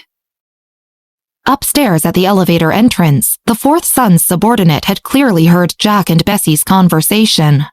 "Sir, what do you think they meant?" He looked at the elevator that just reached the first floor and hesitated slightly. The fourth son was also frowning. He didn't care about Jack, but Bessy's attitude was a little mysterious and she seemed a little too calm. Have you confirmed Tucker's injury? He turned and walked towards the office. His subordinate respectfully nodded. He just had a craniotomy and won't recover so quickly. The fourth son also believed this information. Jack's anxiety and bleakness were evidence enough. Then don't worry. Don't bother with their tricks. Tanner is vicious and has surely lived up to my expectations. His mood improved again. Having raised Tanner for so long, he had finally helped the fourth son out of a big headache. Ever since knowing Tucker's existence, he hadn't eaten or slept well. To him, neither Zeke nor James was enough to make him feel threatened. The only person he felt threatened by was Tucker, who was young and talented. But now that Tucker had no way to attend the heir selection, the red flags in his heart were finally gone. After all, he naturally didn't want to let go of 10% of the shares and his status as the heir. Half an hour later, Marvin's car arrived in the hospital. Only Jack got out of the car. It was almost time for Bessy's appointment with Samuel. The car couldn't be parked at the hospital entrance for too long, so Marvin started the car after Jack closed the door. Jack stood at the entrance and waited until the car was out of sight before walking in. Having taken a rest last night, Zeke's manager was in a more refreshed mood today. He parked the car and saw Jack walking in with heavy thoughts. Jack, he walked over and comforted him. The director said that Tucker is fine. There's no need to worry. I'm not worried about this. The manager was an old acquaintance who knew everything about the Miller family, so he didn't hide it from him and told him the story from beginning to end. In fact, since the shareholders didn't agree, my original intention was to give up on this opportunity. However, Miss Miller said she would participate in place of the boy. Zeke had told him several times not to disturb Bessy with these matters, but now, the one cleaning up the mess was Bessy. Jack sighed. She said she would participate in place of Tucker? The manager naturally knew about the heir selection. Upon hearing this, he paused and became excited. That's good. Jack looked at him questioningly. Did she tell you she could program? The manager thought for a while and said, her movements and skills in the poker tournament 4 years ago. Thinking of this, he paused and just patted Jack's shoulder. Still a little confused, Jack looked up, stunned. You mean Miss Miller can program? Isn't she just a first-year computer science major? She was very powerful in computers. Yeah, but her skills are not bad either. The manager shook his head. I don't know what the questions your selection test will have, but it's a good thing if she is willing to participate. The manager had no idea about programming and didn't know Bessy's level. But after all, the Miller family had once reached the pinnacle by relying on programming. The Miller family had several geniuses and the heir selection was surely a very difficult test, so he didn't know if Bessy could pass. He didn't want to talk nonsense about this. Episode 389. Big news in the academic world. Jack didn't have any reaction. His mind was buzzing, and he found it unbelievable that Bessy could program. She could program 4 years ago? He muttered to himself. She was 16 4 years ago. No matter what program she compiled, to be able to program completely at that age showed her talent in computing. If her grandfather had still been alive, she would surely have received top-notch cultivation in the Miller family since she was young. On the other side of town, Bessy had already arrived at the hotel. It wasn't too far from the hospital. Samuel and his mother were already in the room. Pulling up her scarf to cover most of her face, Bessy revealed only a pair of black and cold eyes. She told the staff the name of the room and followed him to the door. When the waiter left, he couldn't help but steal another glance at her. She looks so familiar. Inside, Samuel's mother was pacing the room. Sitting by the window while playing a game on his phone, Samuel groaned. Mom, stop pacing. You're making me dizzy. It was getting closer to 12:30 p.m. At this time, she didn't argue with him and simply rolled her eyes and sat down. Before she could speak, there was a knock on the door. With lightning speed, Samuel's mother assumed an elegant and virtuous posture. She glanced at Samuel and motioned for him to open the door. Samuel was speechless. He went to open the door. Bessy entered. Standing up with a gentle smile, Samuel's mother maintained an elegant posture and a prim and proper attitude. "You're Miss Miller, right? I'm Samuel's mother." Bessy reached out to take off her scarf and politely nodded at her. "Just call me Bessy." They sat down. Samuel understood their tastes and had ordered some dishes using the smart system at the table. Then he turned to them, propped up his legs and laughed. "I already said you two are very similar. Bessy, eat this." Samuel's mother gave her a piece of ribs and gently said, "It's my favorite dish." "Thank you." Bessy was rather polite. Samuel's mother had been anxious at home and became more reserved at the sight of Bessy. Samuel couldn't help but rub his arms. "Mom, don't act like this. I'm scared." "Use." Samuel's mother gritted her teeth and was about to curse out of habit. Meeting Bessy's dark and cold eyes, she smiled. "Samuel, eat some vegetables." She gave Samuel a small plate of vegetables. When Bessy was about to leave, she went to help arrange her scarf, but Bessy stepped back uncomfortably. Samuel left with Bessy to go to the hospital, planning to see Tucker while he was there. Behind them, Samuel's mother watched them leave. The Bright family's driver opened the back door and asked respectfully, "Madame, where to now?" Instead of answering, she simply waited for Samuel and Bessy to disappear before opening her right hand. The driver followed her gaze and looked down. She had a strand of hair in her hand. "Let's go home." She sat down, put her bag on her lap, unzipped it and wrapped the strand of hair in a paper towel. Then she carefully placed it in the innermost compartment of her bag. Taking out her phone, she clicked on an Austrian profile and sent a message. The message Samuel's mother sent was, "Aunt, can you take another picture of the photo with Uncle?" Because she was of ordinary origins and not from a noble family, the Bright family hadn't liked Samuel's mother at the beginning. Samuel's father had almost broken away from the Bright family over it. At that time, this aunt had returned from her marriage abroad. The Bright family didn't dare to make a sound when the aunt spoke. Her husband was a very mysterious person and was even from Austria. Samuel's mother still didn't know who this uncle was and only knew that his last name was Hall. The aunt had backed Samuel's mother and her status in the family had suddenly changed. From then on, the Bright family was very cautious about how they treated them. Later, when Samuel got close to Robert and Michael, the Bright family became even more fearful of them. Samuel's mother didn't know much about the previous generation of the Bright family and only knew that her aunt's relationship with the Bright family wasn't very good. However, the aunt was kind to her and helped her out at that time. Only when she brought her to visit Austria did Samuel's mother finally understand why. Her facial features were a little like those of a person in the uncle's collection of photos. The aunt had even shown her the pictures. She just happened to look similar. But Bessy and Tucker looked even more similar. Both TV and pictures had filters. After seeing Bessy in person today, she realized that the aura they exuded was also the same. Thinking of this, she thought of Tucker again. That kid was just in a car accident. In Evanston, there were lots of underhanded fights, especially among the several big families. Frowning, she remembered hearing from Samuel that Tucker was from the Miller family's direct bloodline. This car accident was definitely not a simple incident. At this time, the phone rang.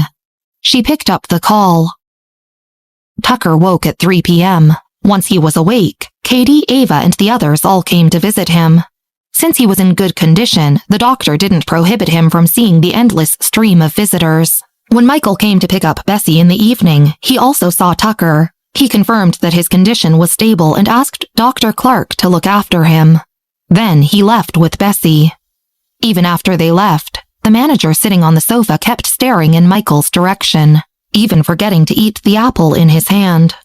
After walking them out and returning, Jack saw the manager's expression and couldn't help but pat him on the shoulder. "Zeke probably hasn't told you yet. Michael's the person you're thinking of. That's right," he said understandingly. Then, disregarding the manager's status, he turned and said to James, "I'll go back to find Mr. Rand." If Bessy was genuinely participating in the heir selection and not randomly doing it in place of Tucker, then her talent was beyond his expectation. Jack had naturally asked Mr. Rand to gather the contents for Bessy to go through. What if Bessy could pass? While thinking of this, he returned to the Park Place apartments and knocked on Mr. Rand's door. Come in. Mr. Rand wasn't in a good mood after hearing about Tucker's car accident. He had visited Tucker last night. Turning to let Jack in, he took his computer and said, This is the procedure I helped arrange for Tucker. He opened a folder on his computer and printed the information. The content he had arranged for Tucker was plentiful and took a rather long time to print. While waiting, Mr. Rand gave him another book. This is Tucker's book. Jack took it. After another 2 minutes, the thick stack of materials was finally printed. Seeing Mr. Rand go over to sort it out, Jack immediately put down the book. Mr. Rand, let me. He bound 3 thick copies according to the numbers on the pages. When he turned, he accidentally bumped into the 4 books on the table. The books were scattered on the ground. Jack immediately bent down to pick them up. Tucker's books were mostly on basic programming and were good informative books. This was the reason Mr. Rand believed someone was guiding him. But since these were basic books, Mr. Rand naturally had no use for them and never bothered flipping through them. Now, Jack had scattered the books. The black book, with only a few straight lines on the cover and the word black on top, appeared in front of him. Mr. Rand paused. Jack, can you let me take a look at that book? He looked up motionlessly at Jack. Of course. Jack naturally wouldn't refuse to let Tucker's teacher look at his books. He handed him the black book. He noticed the change in Mr. Rand's expression. He was usually aloof and only changed his expression at the mention of the World Poker Tour. Mr. Rand, this book. Wait for me to confirm something. Mr. Rand tightly held the book, his light brown eyes gleaming with faint shock. The next day was Monday. At 6:30 a.m., Bessy went to the laboratory as usual. Although she came very early, the others were already inside. Unlike Bessy, they hardly took a rest during the weekends. Seeing Bessy come in, Mr. Rostron and Sarah, who were both busy compiling data, couldn't help but stop and look at her. Another person was in the laboratory today. The middle-aged man standing beside Mr. Rostron with experimental data also looked at Bessy. Mr. Bright, he's Mr. Rostron's friend. One of the 5 major researchers in the laboratory. Elijah whispered in Bessy's ear.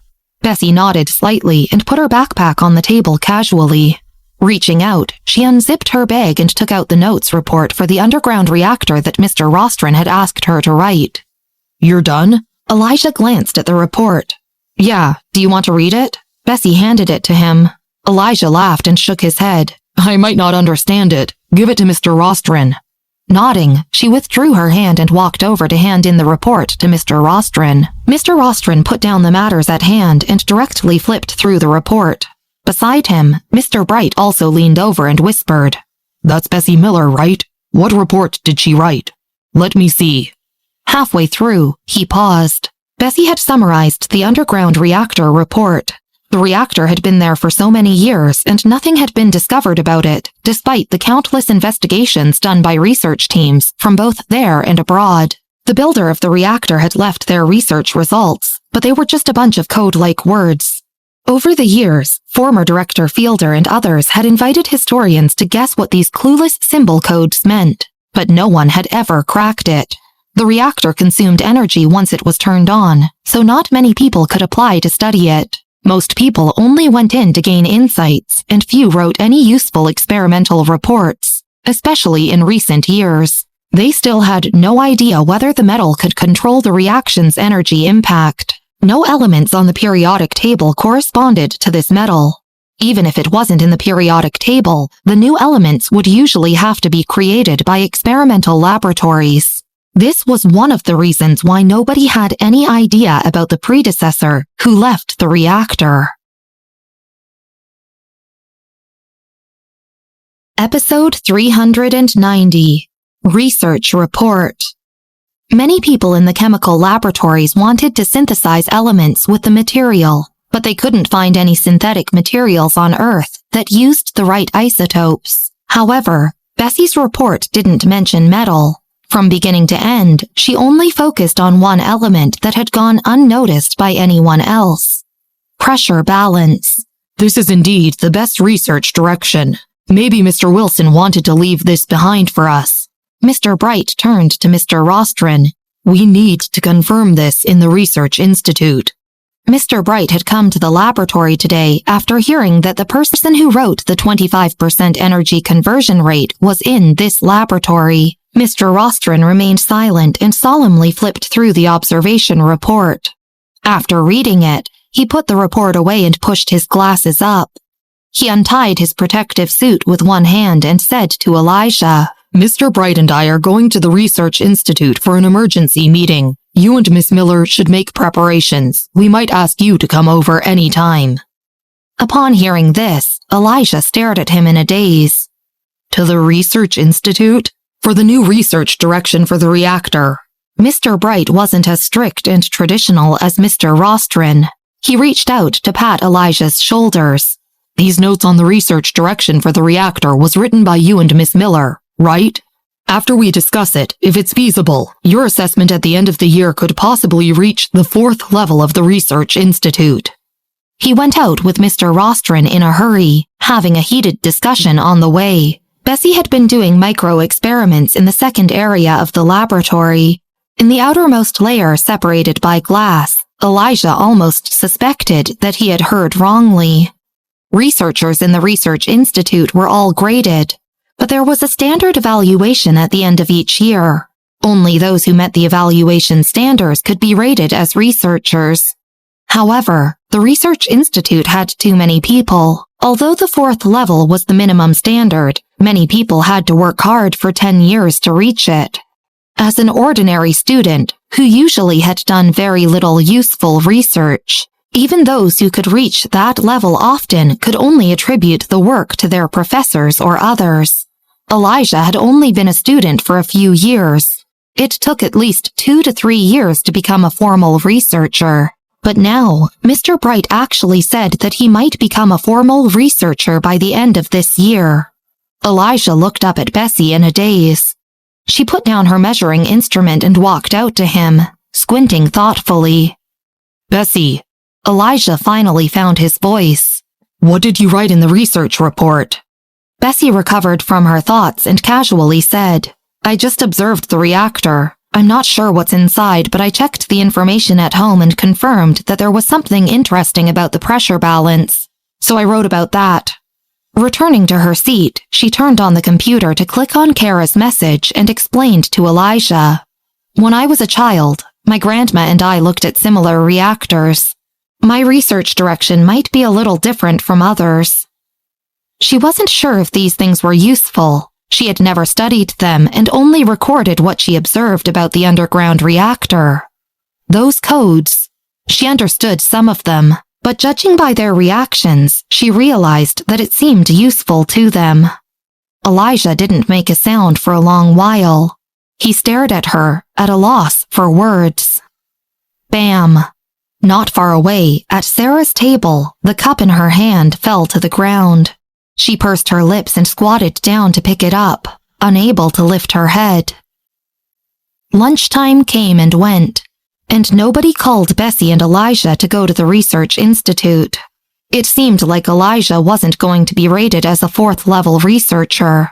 Sarah heaved a sigh of relief. Elijah wasn't disappointed. After all, he had only helped Bessy organize the data for this observation report. At noon, Sarah and Elijah's research team ate together while discussing their research process. Elijah casually mentioned Bessy. The other 2 male teammates had heard that her paper was of the same category and were stunned to learn that it had been taken by the 2 scholars. They exchanged glances in shock. Elijah, why is your new student so impressive? Elijah didn't hesitate to praise her. She's better than me. A strong leader was of utmost importance in the team. The 2 boys didn't expect Bessy, who they assumed was inconspicuous, to be so impressive. Elijah, who is she? Elijah lightly said, Bessy Miller. Because of Sarah, he hadn't mentioned her name to the team, and the form had been torn before they even saw her name. Wait, it's her? One of the boys widened his eyes. This year's queen who went on the reality show and then came back to participate in the laboratory assessment? The one who only took 4 hours to get the E through S grades? Elijah was taken aback. Oh, you guys know her too? Of course, you have no idea how famous she is in school, the boy excitedly said. If I had known earlier. Halfway through, the other boy patted him in a reminder. He glanced at Sarah and immediately swallowed his words. Sarah slammed her fork on the table and turned to Elijah. What the hell do you mean? Nothing. Elijah gave her a light look. If you like your new freshman friend so much, go and find her. The other boy's expression changed. Sarah. A team was most vulnerable when people's minds were divided. Elijah also knew that there was now a gap between him and Sarah. She deliberately avoided him for all the experiments and reports that she had done recently. The space propulsion experiment was very important to him, and he had sacrificed a lot for it, but Sarah seemed to be set against him. Sitting on the stool, Elijah was silent for a long while before turning to them. I'll give you my research content when I go back at noon. From today onwards, I won't participate in the remaining research, and I will declare my withdrawal from the team. He put down his fork and left. The two boys hurriedly said, Elijah, the research is already coming to an end if you give up now. Do you guys want to leave with him? Sarah looked up at them. Now that the aerospace propulsion race was almost completed and Elijah had already done his part, his withdrawal did not affect Sarah's team. Instead, he absorbed the greatest impact. Upon hearing this, the two boys bowed their heads and didn't dare mention him. Elijah was very courageous, but they lacked the courage to quit this race for reputation. At 3 o'clock in the afternoon, the three people in the laboratory were divided into three corners. Bessy did her research experiment as always. Elijah stayed in the innermost area, helping Mr. Rostron with the research, while Sarah sorted through the report that Elijah had passed to her. Bessy felt the tense atmosphere between them. Taking advantage of the gap when Sarah went to the bathroom, she handed the prepared data to Elijah and casually said, Are you and Sarah okay? Elijah took the datasheet and shook his head. We're okay. When he didn't say much else, Bessy thoughtfully glanced at him and nodded. She returned to her seat, thought about it, and clicked on her chat with Principal White. Can I add another person to our team? Principal White didn't reply right away. At the same time, a middle-aged man knocked on the door and came in. Sarah had just come out of the bathroom. She heard the middle-aged man say, Are Elijah and Bessy here? Mr. Rostron and Mr. Bright lost track of time. Director Fielder asked me to come find you. The car is waiting at the entrance of the laboratory. Episode 391. Extraordinary Talent. Director Soup? Sarah stared at the middle-aged man and gasped. How could she not know Director Soup, the person in charge of the Research Institute? Director Soup turned to look at her, but she looked unfamiliar and he didn't recognize her, so he just nodded at her. Can you two prepare yourselves? He then looked at the other two and spoke very politely. Mr. Rostron and Mr. Bright had left at 7 a.m. They told Elijah that someone from the Research Institute would contact him soon, but when morning passed and nobody came, they assumed nobody was coming for them. Who knew that someone from the Research Institute would actually come during lunch? Bessy was still looking at Principal White's profile. He was typing and still had yet to reply to her. She threw her phone aside, opened the drawer, and took out a blue file. Elijah, this is the information you gave me. I reorganized it. Bessy casually handed the file to Elijah. I'll have to trouble you to go over with him. I have other matters to attend to. Bessy, I can't. Elijah returned to his senses and started to reject this offer. Under these circumstances, everyone knew that going to the Research Institute would allow the researchers to remember him, especially since the opportunity from Director Soup was extremely hard to come by. Seeing that Elijah didn't want to accept it, Bessy stood up and directly pressed the folder into his hands. Go. Director Soup was still waiting at the entrance. Realizing that Bessy was determined not to go, Elijah gave her one last silent look and turned to leave with the folder without saying a word. Director Soup knew that this was someone that the Research Institute had taken a fancy to and was very polite to Elijah. He led the way.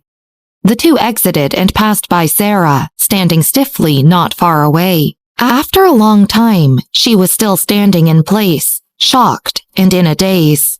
She had clearly heard what Director Soup said. Director Fielder's car was parked just at the laboratory's entrance. To have Elijah's status as a fourth-level researcher basically finalized, and to alert even Director Fielder, Bessy must have really discovered something. As the head of the Research Institute, Director Soup was someone both Sarah and Elijah looked up to. At the thought of Director Soup's attitude towards Elijah just now, she already wasn't surprised that Elijah would become a fourth-level researcher at the end of the year. She could imagine how, with Director Soup and the researchers' simultaneous optimism towards him, his path ahead would be full of opportunities. Originally, she had also had this opportunity. She turned and looked at Bessy. It would have been fine if she didn't know about this. Elijah had told her about Bessy's extraordinary talent more than once, but she had been consumed by jealousy at that time and couldn't bear to listen to him. The opportunity had been at her fingertips, but she had given it up all by herself. Sarah knelt on the floor and put her head on her knees. Sitting at her table, Bessy opened her document without feeling any burden on her shoulders. Principal White, who had been typing all this while, finally sent a message. Who? Bessy put down the document and directly replied to him. A senior researcher from the laboratory. After taking so long before, Principal White now replied very quickly and generously. Pass the information to me. I'll go register it now. Bessy raised an eyebrow. She sent him Elijah's information. Principal White's application had to be reviewed for a day or two. Bessy thought about it and decided to ask Elijah only after the review. With an additional team member, their efficiency would improve. Although Elijah hadn't said anything, Bessy could tell that his dispute with Sarah came from their attitudes about her. At the same time, at the Research Institute, a researcher in black clothes stood outside the institute, his eyes darkening as he watched the members inside. Director Soup turned and looked at him. Director Fielder, that Bessy. She's from Fairfield. Director Fielder turned and said in a particularly hoarse and striking voice. She's really... Director Soup's expression changed. Pursing his lips, Director Fielder stood watching outside the window for a long time before turning around. Have you contacted the people from the museum? The museum director is playing dumb and saying they can't find it. Director Soup returned to his senses and frowned. How could it be? Director Fielder's voice was warm and his tone gentle. Continue keeping a lookout. In terms of equipment, the Research Institute had the best. Mr. Rostron and Elijah stayed in the Research Institute for the whole day without coming out. Marvin came at 10 p.m. to fetch Bessy.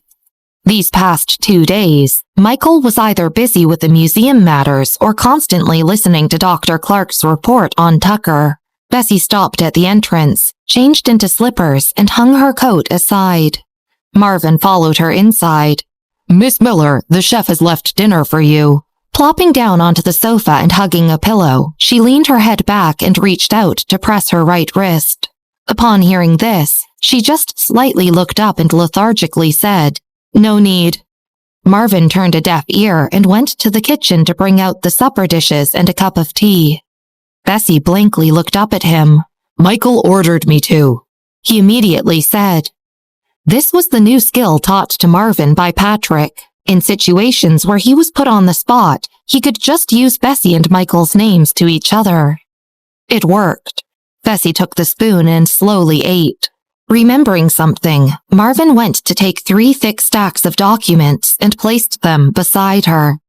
Jack gave me these when I went to the hospital today. I think they're the selection information. Since these were for Bessy, he hadn't peeked, and he had kept it a secret until now. Selection? she asked as she flipped through the 3 stacks of documents. It seemed to be the 4th son's set of questions for Tucker. Episode 392. Luck is an important factor. The documents were full of a bunch of cumbersome and complicated program data. Bessy glanced at the first page and casually put it aside. Jack said you have to finish reading it. The content is probably quite complicated. Marvin sat beside her and conveyed Jack's intention seriously. Hearing this, she just perfunctorily nodded.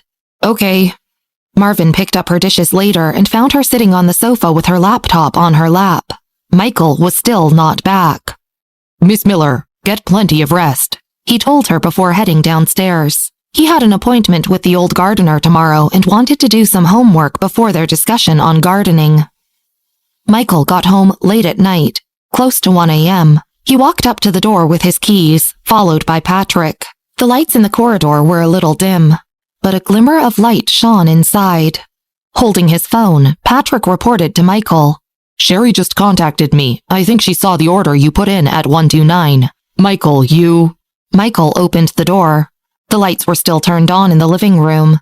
Looking up, Michael saw someone sitting on the sofa, wearing headphones, and dealing with the data on her black, heavy laptop. Her black hair was sprawled across the shoulders of her snow-white pajamas. He gave Patrick a warning glance. Patrick immediately got the signal and stopped talking about Sherry. Despite wearing headphones, Bessy heard them coming in. She took off one side of her headphones, glanced over, and then continued dealing with the data calmly. Michael. Patrick changed into slippers at the door, his voice lowered. Michael lazily nodded. You should buy Miss Miller a new laptop. He finished changing his shoes. Without waiting for his response, he walked over to Bessy. Miss Miller, good evening. Then he immediately turned and headed downstairs. As for the remaining business talk, he didn't dare bother Michael with it now. Still standing at the door in his slippers, Michael continued staring at Bessy and her computer. Her computer indeed looked different from others. It was quite heavy and looked to be rather old. He remembered she had stuck to this laptop since high school. With complicated feelings, he walked over to the water dispenser for a cup of water, then leaned on the sofa behind Bessy and chuckled dryly at her. He had never expected that someday someone would call him stingy. Bessy took off her other headphone and glanced at him. Really, you should change to a new laptop. My sister and Patrick both think I'm being too stingy. Michael reached out to save her document and then closed the laptop cover. I assembled this myself. Bessy watched him without stopping him.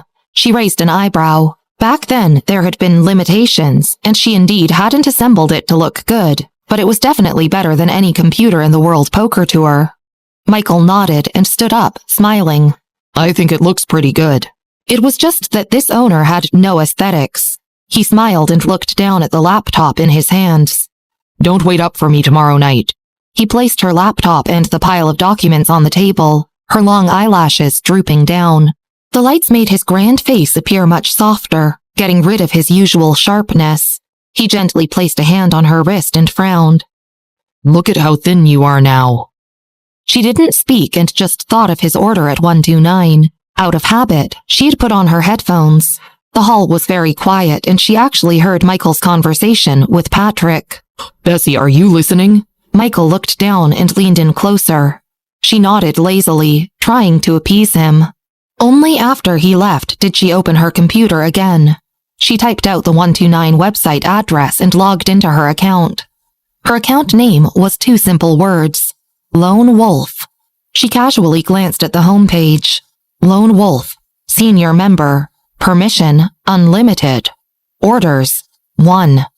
Jared had already assigned his order to her. With complicated thoughts, she clicked on the order. If it had been something else, like checking her identity, she wouldn't have been so hesitant. But he just had to be investigating the beginning and end of the 712 explosion incident.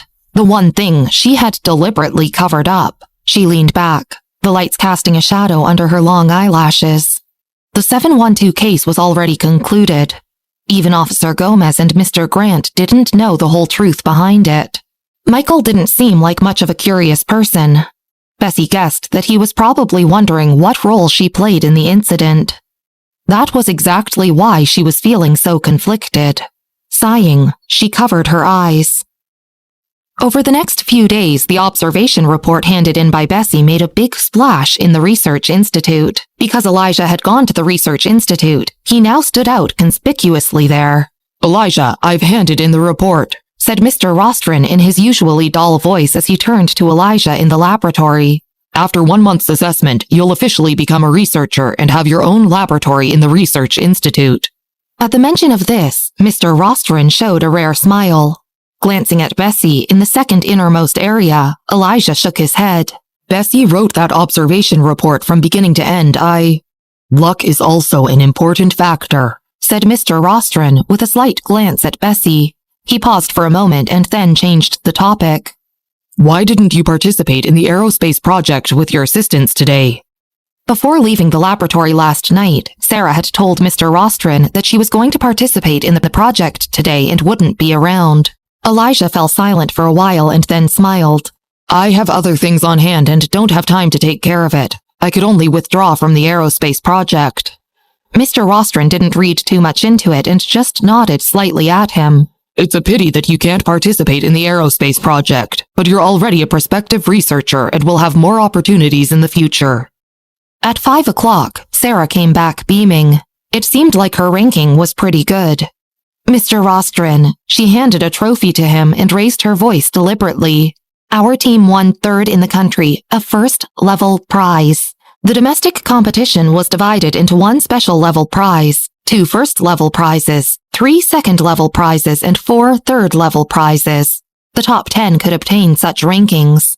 Obtaining the first-level, third-place prize in such a nationally recognized project was indeed an impressive feat. Mr. Rostron also looked at her in surprise and said somewhat unexpectedly, "3rd place is really good. I expect your best result to be the second-level prize." Sarah beamed. In fact, they had only obtained this prize mostly due to Elijah's contributions.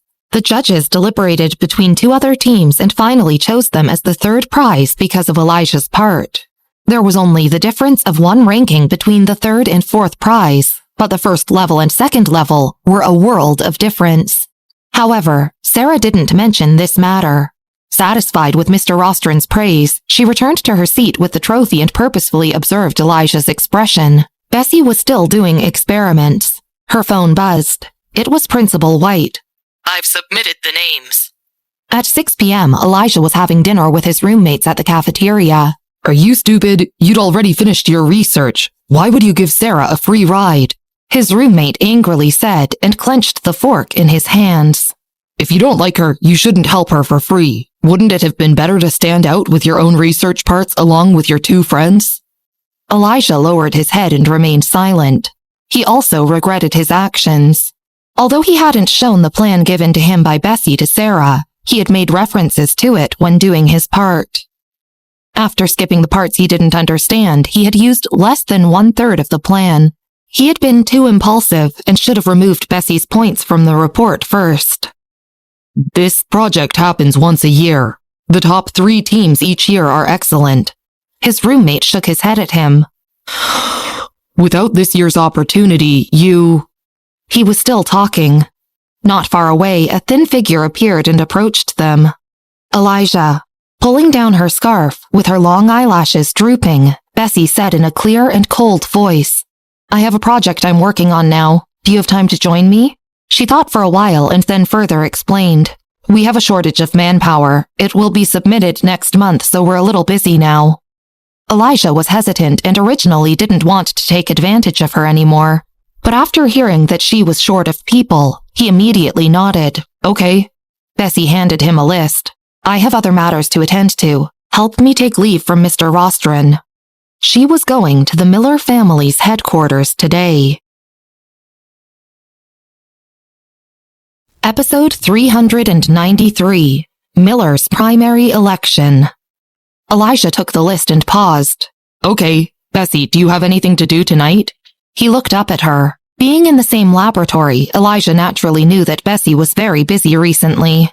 "Yeah, I might not be able to come back in time." She lowered her head and glanced at her phone. Her scarf was pulled a little close to her chin, and it muffled her voice.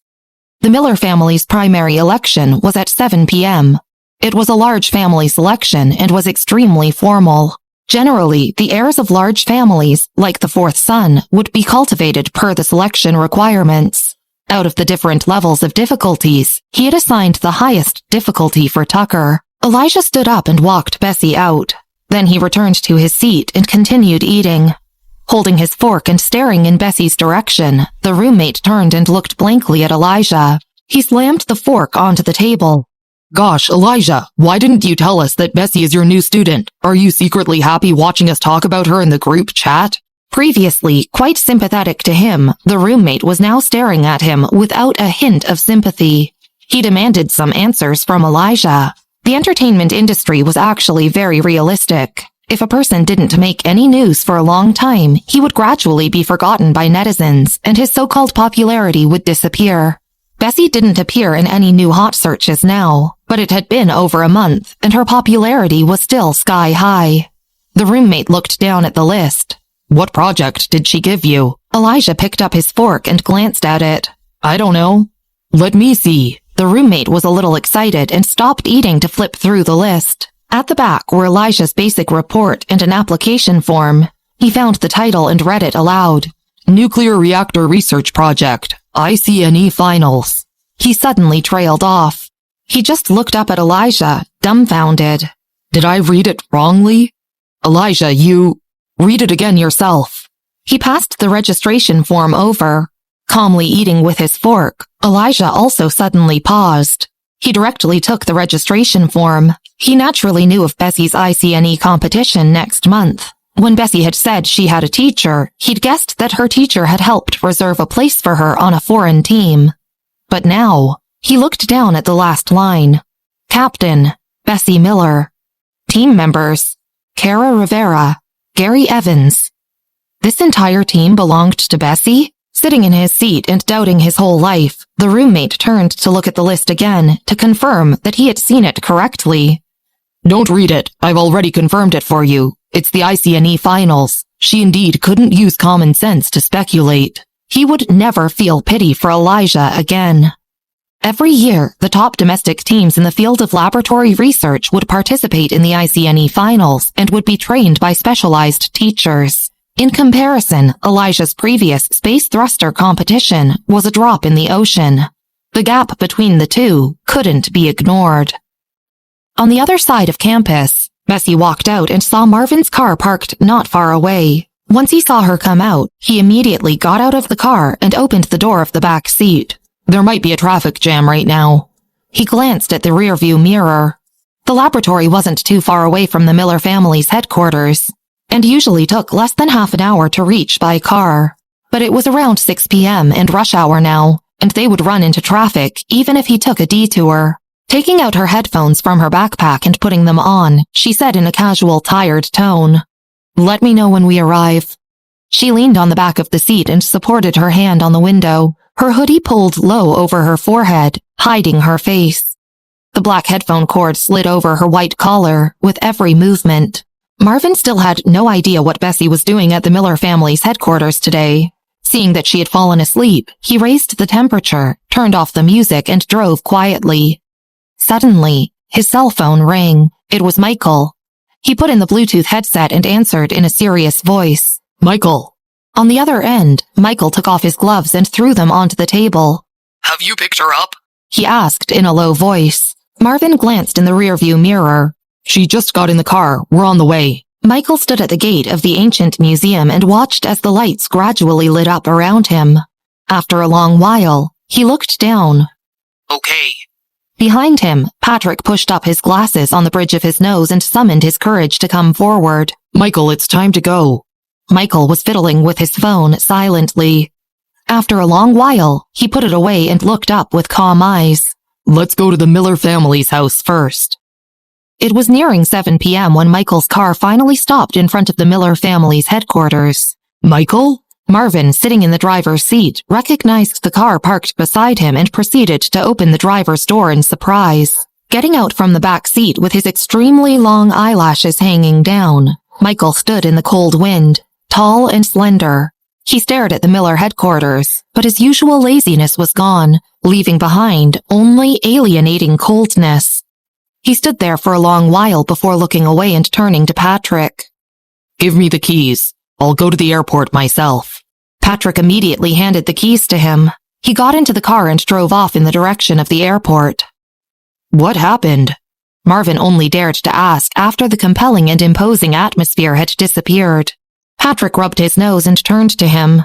After the White family broke into Austria, the other big families are all on the move. The Clark family has also held many meetings over this matter. The head security guard went with another security guard to Austria a few days ago, but we haven't heard from them since yesterday. It's rumored that Joshua is still trying to get Sherry at 129 to check on their information.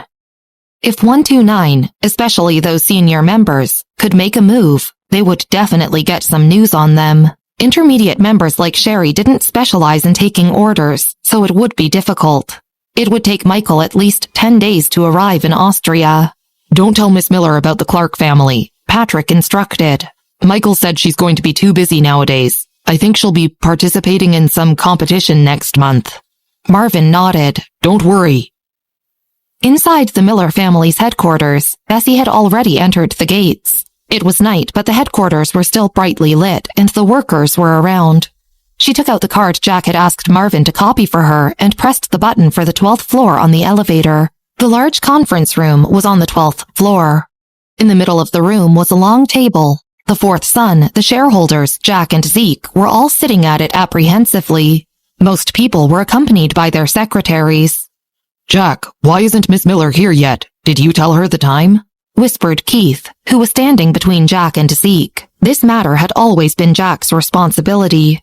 Zeke didn't intervene too much in it because he didn't know much about the procedures, and also because he was ashamed. He should have returned to Austria to resume shooting after Tucker had woken up, but he had stayed and waited for Bessy to participate in the election. Jack also looked down at the time on his phone. It was 6:58 p.m. He had originally planned to burn his boasts after the assessment, but he was now a little anxious. I specifically told her the time and even had Marvin repeat it several times. Marvin won't forget, right? Probably not. Zeke had spent the most time with Bessy. He shook his head. Bessy has always been very punctual. Let's wait 2 more minutes. These 3 people were a little anxious. The group of shareholders sitting at the conference table were becoming a little impatient. Zeke, is Tucker coming?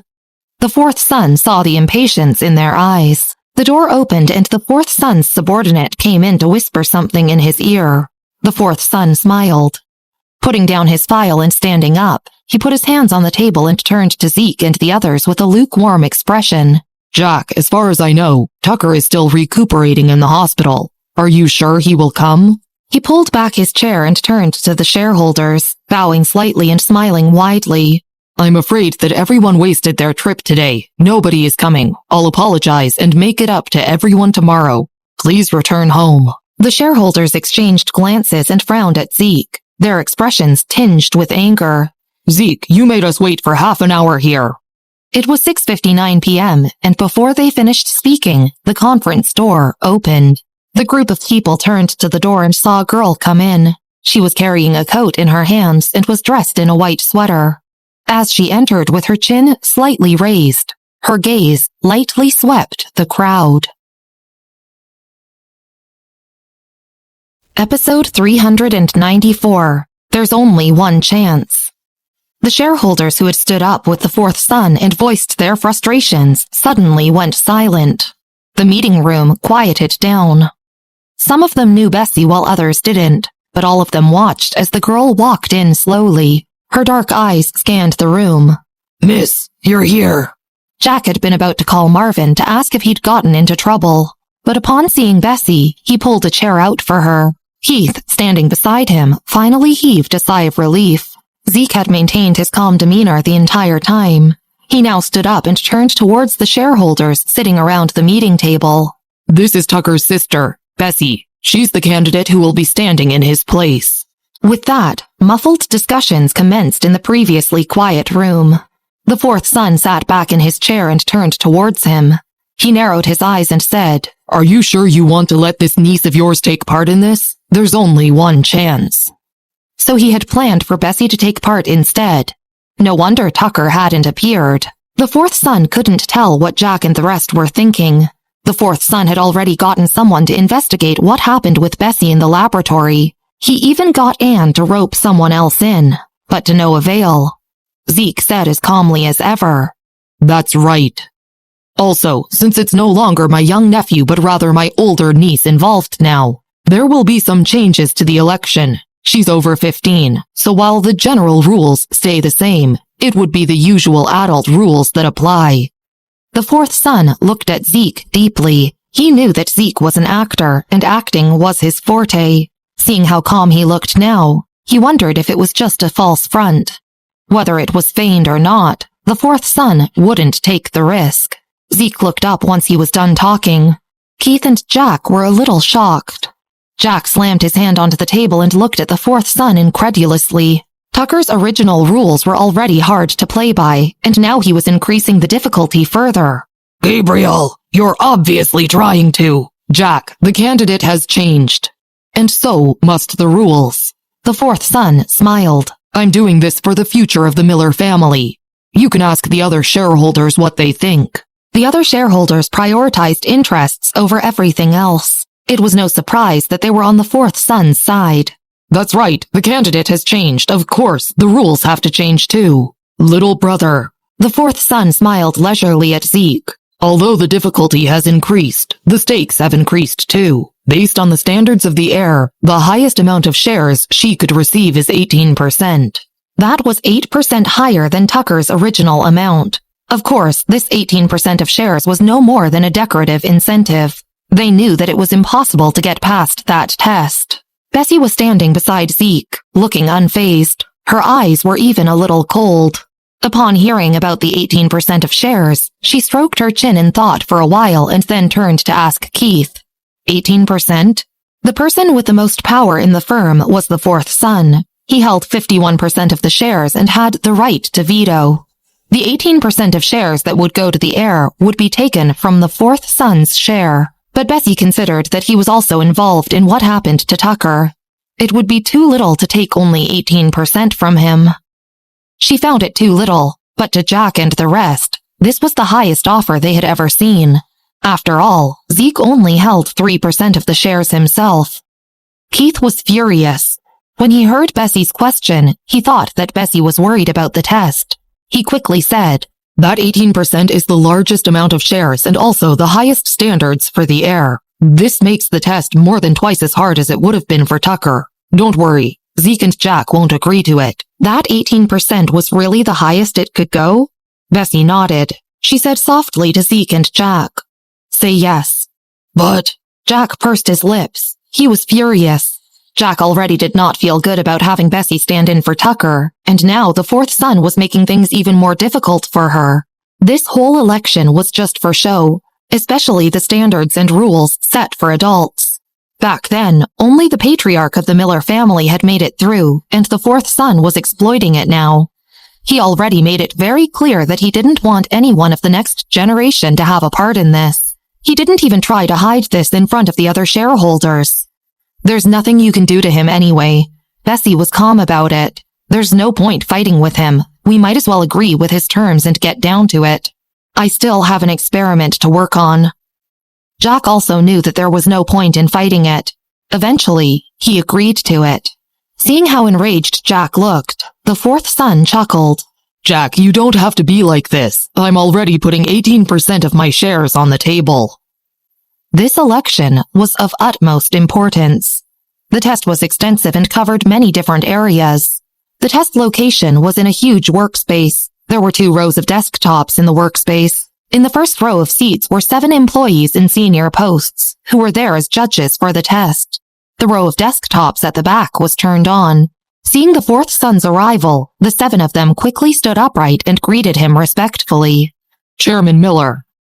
Behind him, Zeke and Bessy were walking side by side slowly, while Jack and Keith were right behind them. Bessy, don't be so nervous about the test. This responsibility is not yours to bear. Zeke said, If you don't get it this time, Tucker can get it back on his own in the future. I know. Bessy nodded. She didn't sound nervous at all. Seeing that she appeared calm and rather confident, Jack and Keith's expressions softened. When Bessy saw the 7 desktops turned on, she stopped in her tracks. What's wrong? Zeke stopped as well and looked at her. Bessy looked up and whispered, 7 separate desktops? Am I supposed to start with the one on the left? Jack and Keith suddenly went quiet when she asked that question. A few moments later, Jack said in a pained tone, This is a comprehensive test. Each desktop is one round of the test, and all 7 of them will be watching you. Miss, I wrote this all in that pile of documents I handed you. Did you read them? Those documents were information prepared by Mr. Rand. Jack knew that Bessy was smart and had a strong foundation, so the information would surely be useful for her. But if she didn't even look at it, Bessy evaded Jack's question and looked up at the ceiling. Got it. She headed straight into the workspace. Jack, Zeke, and the rest were not allowed to enter. The door was shut, and the 4th son watched from outside for a while. He then smiled at Zeke and asked formally, Zeke, would you like to follow us back to the meeting room to watch the surveillance footage? No need. Zeke declined the offer. Only when the 4th son and the rest left did Keith turn to Zeke and Jack. Gabriel is doing this on purpose. This is the highest level. The system tomorrow will... Let's talk when she's out. Zeke did not move from his spot. Jack remained silent. Tonight's election might not even be successful. At this thought, Jack took out his cell phone and opened his Twitter app. He scrolled through the chat group and looked for Marvin's icon. He was slow at typing and didn't have good eyesight. It took him a long time to send out just one sentence. Mr. Clark, the documents I handed you to bring to Bessy. Did she read them? At this point, Marvin was speaking to Patrick. As he read Jack's message, he thought for a while before replying honestly, No, but Miss Miller would ask Michael about the company matters whenever she had time. Jack was even more speechless when he saw Marvin's reply. Keith came closer. Jack, are you all right? Jack shook his head and then showed him the messages on his cell phone. Keith wasn't shocked by the message. He simply nodded and said, Jack, Gabriel already made it very clear that he wouldn't let Bessy get through the test. There's no point in making her read all of those. Zeke is right. We shouldn't stress Bessy out with this matter. Zeke watched her through the glass windows for a while. Upon hearing what Keith said, he took his eyes off of her and said, Let's return to the meeting room. Hanging around out here might pressure her. Yeah, let's go back. As much as Jack wanted to watch, he knew that Zeke was right. The 3 of them returned to the meeting room once again. On the other side of the glass, Bessy was already seated in front of the first desktop. Episode 395. Important People Everywhere. Director Miller, Gabriel has raised the bar. Do you think Miss Miller can do it? The 7 of them sitting in the workspace were wondering as well. Director Miller narrowed his eyes on Bessy. He was barely 30 years old and spent quite a bit of his time playing games and scrolling through Twitter. Bessy's incident blew up so much online, it was no surprise he knew about it too. He said, Miss Miller will likely surprise us. Is that so? The man beside Director Miller was a little stunned. Bessy scanned the information on the screen. The test was largely related to software and computing items. The Miller family used to be one of the 4 powerhouses. Bessy had heard Michael mention before that any heir of these 4 powerhouses not only needed to be competent in software matters, but also had to be capable of managing the company operations. This was something Bessy was very unfamiliar with. In World Poker Tour, she had never had a hand in the management of operations. Mr. Cheatham and the rest would never bother her with it. Hence, Michael spent the week telling her more about the company operations, management, and strategic planning. Bessy was a much better student than James and learned a lot faster. But even the smartest person wouldn't be able to figure out what the company matters were in a week. Michael predicted that the 4th son would test Bessy about the Miller Corporation matters, and so he had collated all the recent news and issues regarding the firm. He then talked Bessy through all of it. The content on the first desktop was about the management system and strategic planning in the firm. It also included analysis questions about investments. Bessy realized that they were similar to what Michael had come up with, but this was still her weakness. Having only spent 1 week learning about it, Bessy took a longer time to tackle these questions than she did dealing with her school stuff. Moreover, the questions were especially tricky, since the fourth son set them with the intention of failing her. But Bessy had a good memory. She could remember what Michael had taught her when she focused, and Michael's analysis was impressive as well. If he had been around, he would have realized that any example that he had come up with in his teaching before would have been regurgitated word for word in the test. As for the questions that he had not touched on, Bessy worked with what information she had and adapted them. The entire test was 2.5 hours. Under usual circumstances, one should take 20 minutes at most to get through each desktop. That was the only way to complete the whole test. The weighting of the questions in the first desktop only took up 10% of the entire test, and it was considered the easiest. The other 6 desktops touched on software rather than management and were typically considered to be much harder. Bessy had already spent 1.5 hours on the first desktop. Director Miller, who had been observing her, couldn't help but frown. As a player of the poker tournament, he had some expectations for Bessy, but it seemed like Director Miller was about to be disappointed. The man beside him turned around and shook his head slightly. Director Miller, I think this lady is rather ordinary. Taking an hour and a half to finish just the first section was only average compared to the rest of the applicants.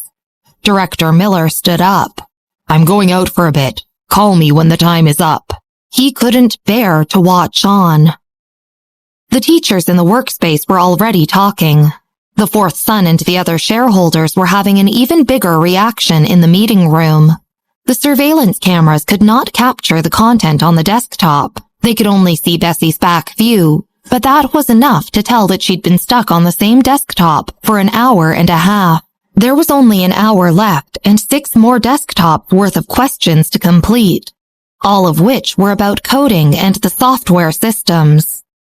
The questions were set in increasing difficulty. On the last desktop, she would be asked to find a solution for the firewall loopholes in the entire company. Even the technical experts would have to take over an hour to solve it. The only reason the fourth son had allowed them to take part in the test was that the election was way too difficult to get through. Any ordinary person would not make it. The fourth son had no more doubts left. He leaned back in his chair and watched Zeke, with a smile on his face and a teacup in his hand. A moment later, the fourth son looked away and happened to see Director Miller take his leave on the screen. Isn't that Director Miller from the technology department? Where's he rushing off to? For all we know, his niece might be able to solve the coding question on the second desktop. The shareholders had been sitting at the meeting table for an hour and a half. Some of them who'd considered whether to take the fourth son's or Zeke's side now dismissed those thoughts. Zeke and Jack were silent in the face of the fourth son's snide remarks. Jack knew that Bessy wasn't good at the strategic planning component.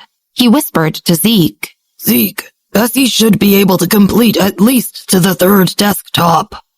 There was only an hour left, but Bessy wasn't just anybody. She'd been able to write her own codes 4 years back. Jack believed that she could tackle 3 loopholes. As for the quality of her responses, that was another matter. Most of them in the meeting room were in discussion. After Director Miller's departure, there was also a bit of commotion in the workspace. But Bessy wasn't distracted. She submitted her responses on the first desktop and went straight to the next. After submitting, the content would be directly sent to the first manager's desktop. But he did not even bother looking at the responses he'd received. He was simply looking at his cell phone and waiting for the next hour to pass so he could leave. The shareholders were also having their own conversations in the meeting room. The fourth son was talking to them about the operations analysis question. 5 minutes later, they were busy chatting when one of them suddenly looked at the surveillance footage. Completely stumped. What is it? The fourth son asked as he turned around to look at the screens. Bessy got out of the second seat and went to work on the third desktop. The fourth son smiled. Seems like she's done. 10 minutes later, Bessy headed for the fourth desktop. The fourth son restrained his smile. 20 minutes later, Bessy went to the 5th desktop. The meeting room went silent. Half an hour later, Bessy went to the 6th desktop. 40 minutes later, Bessy went to the 7th laptop. 50 minutes later, she came out. The shareholders in the meeting room were practically holding their breaths.